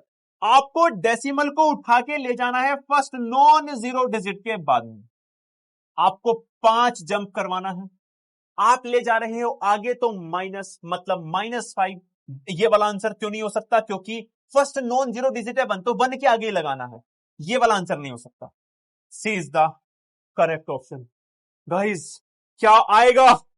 क्या आएगा? मैं गेस कर रहा हूं, इस बार मैं गेस कर रहा हूं। आंसर मेरा जस्ट 81% होगा। मैं गेस कर रहा हूं, मैं गेस कर रहा हूं, मैं गेस कर रहा हूं। कौन सा answer? C is the correct answer. मैं गेस कर रहा हूं, गेस कर रहा हूं, गेस कर 95.58। Wow guys, you are great. दिल को शांति मिलेगी, अब मुझे खुशी मिलेगी, अब मुझे नींद अच्छी आएगी। ठीक है ना? कल भी बहुत सारे क्वेश्चन करेंगे। 11th will be fun. 11th will be really fun. चलो, अब छुट्टी है, लेकिन छुट्टी से पहले मेरी बात बहुत ध्यान से सुनना। आई प्रॉमिस कि जिस दिन हम न्यूमेरिकल्स करेंगे उस दिन तुम बहुत सारी गलतियां करोगे और तुम्हें लगेगा कि यार मजा नहीं आ रहा। लेकिन जब क्लास खत्म हो रही होगी, मैं तुम्हें इतने सारे न्यूमेरिकल करवा दूंगा कि तुम्हें लास्ट में आ जाए तो मजा आ ही जाएगा। जैसे तुमने ये वाला क्वेश्चन कर दिया, 95.58% बचे हैं इसमें। ठीक है, डोंट वरी। ये जो जितने भी 5% बच्चों ने गलत किया, एक बार ध्यान से बैठ के देखोगे ना, एक दो क्वेश्चन को दोबारा से, हो जाए। ठीक है, thank you so much guys, bye everyone, love you all.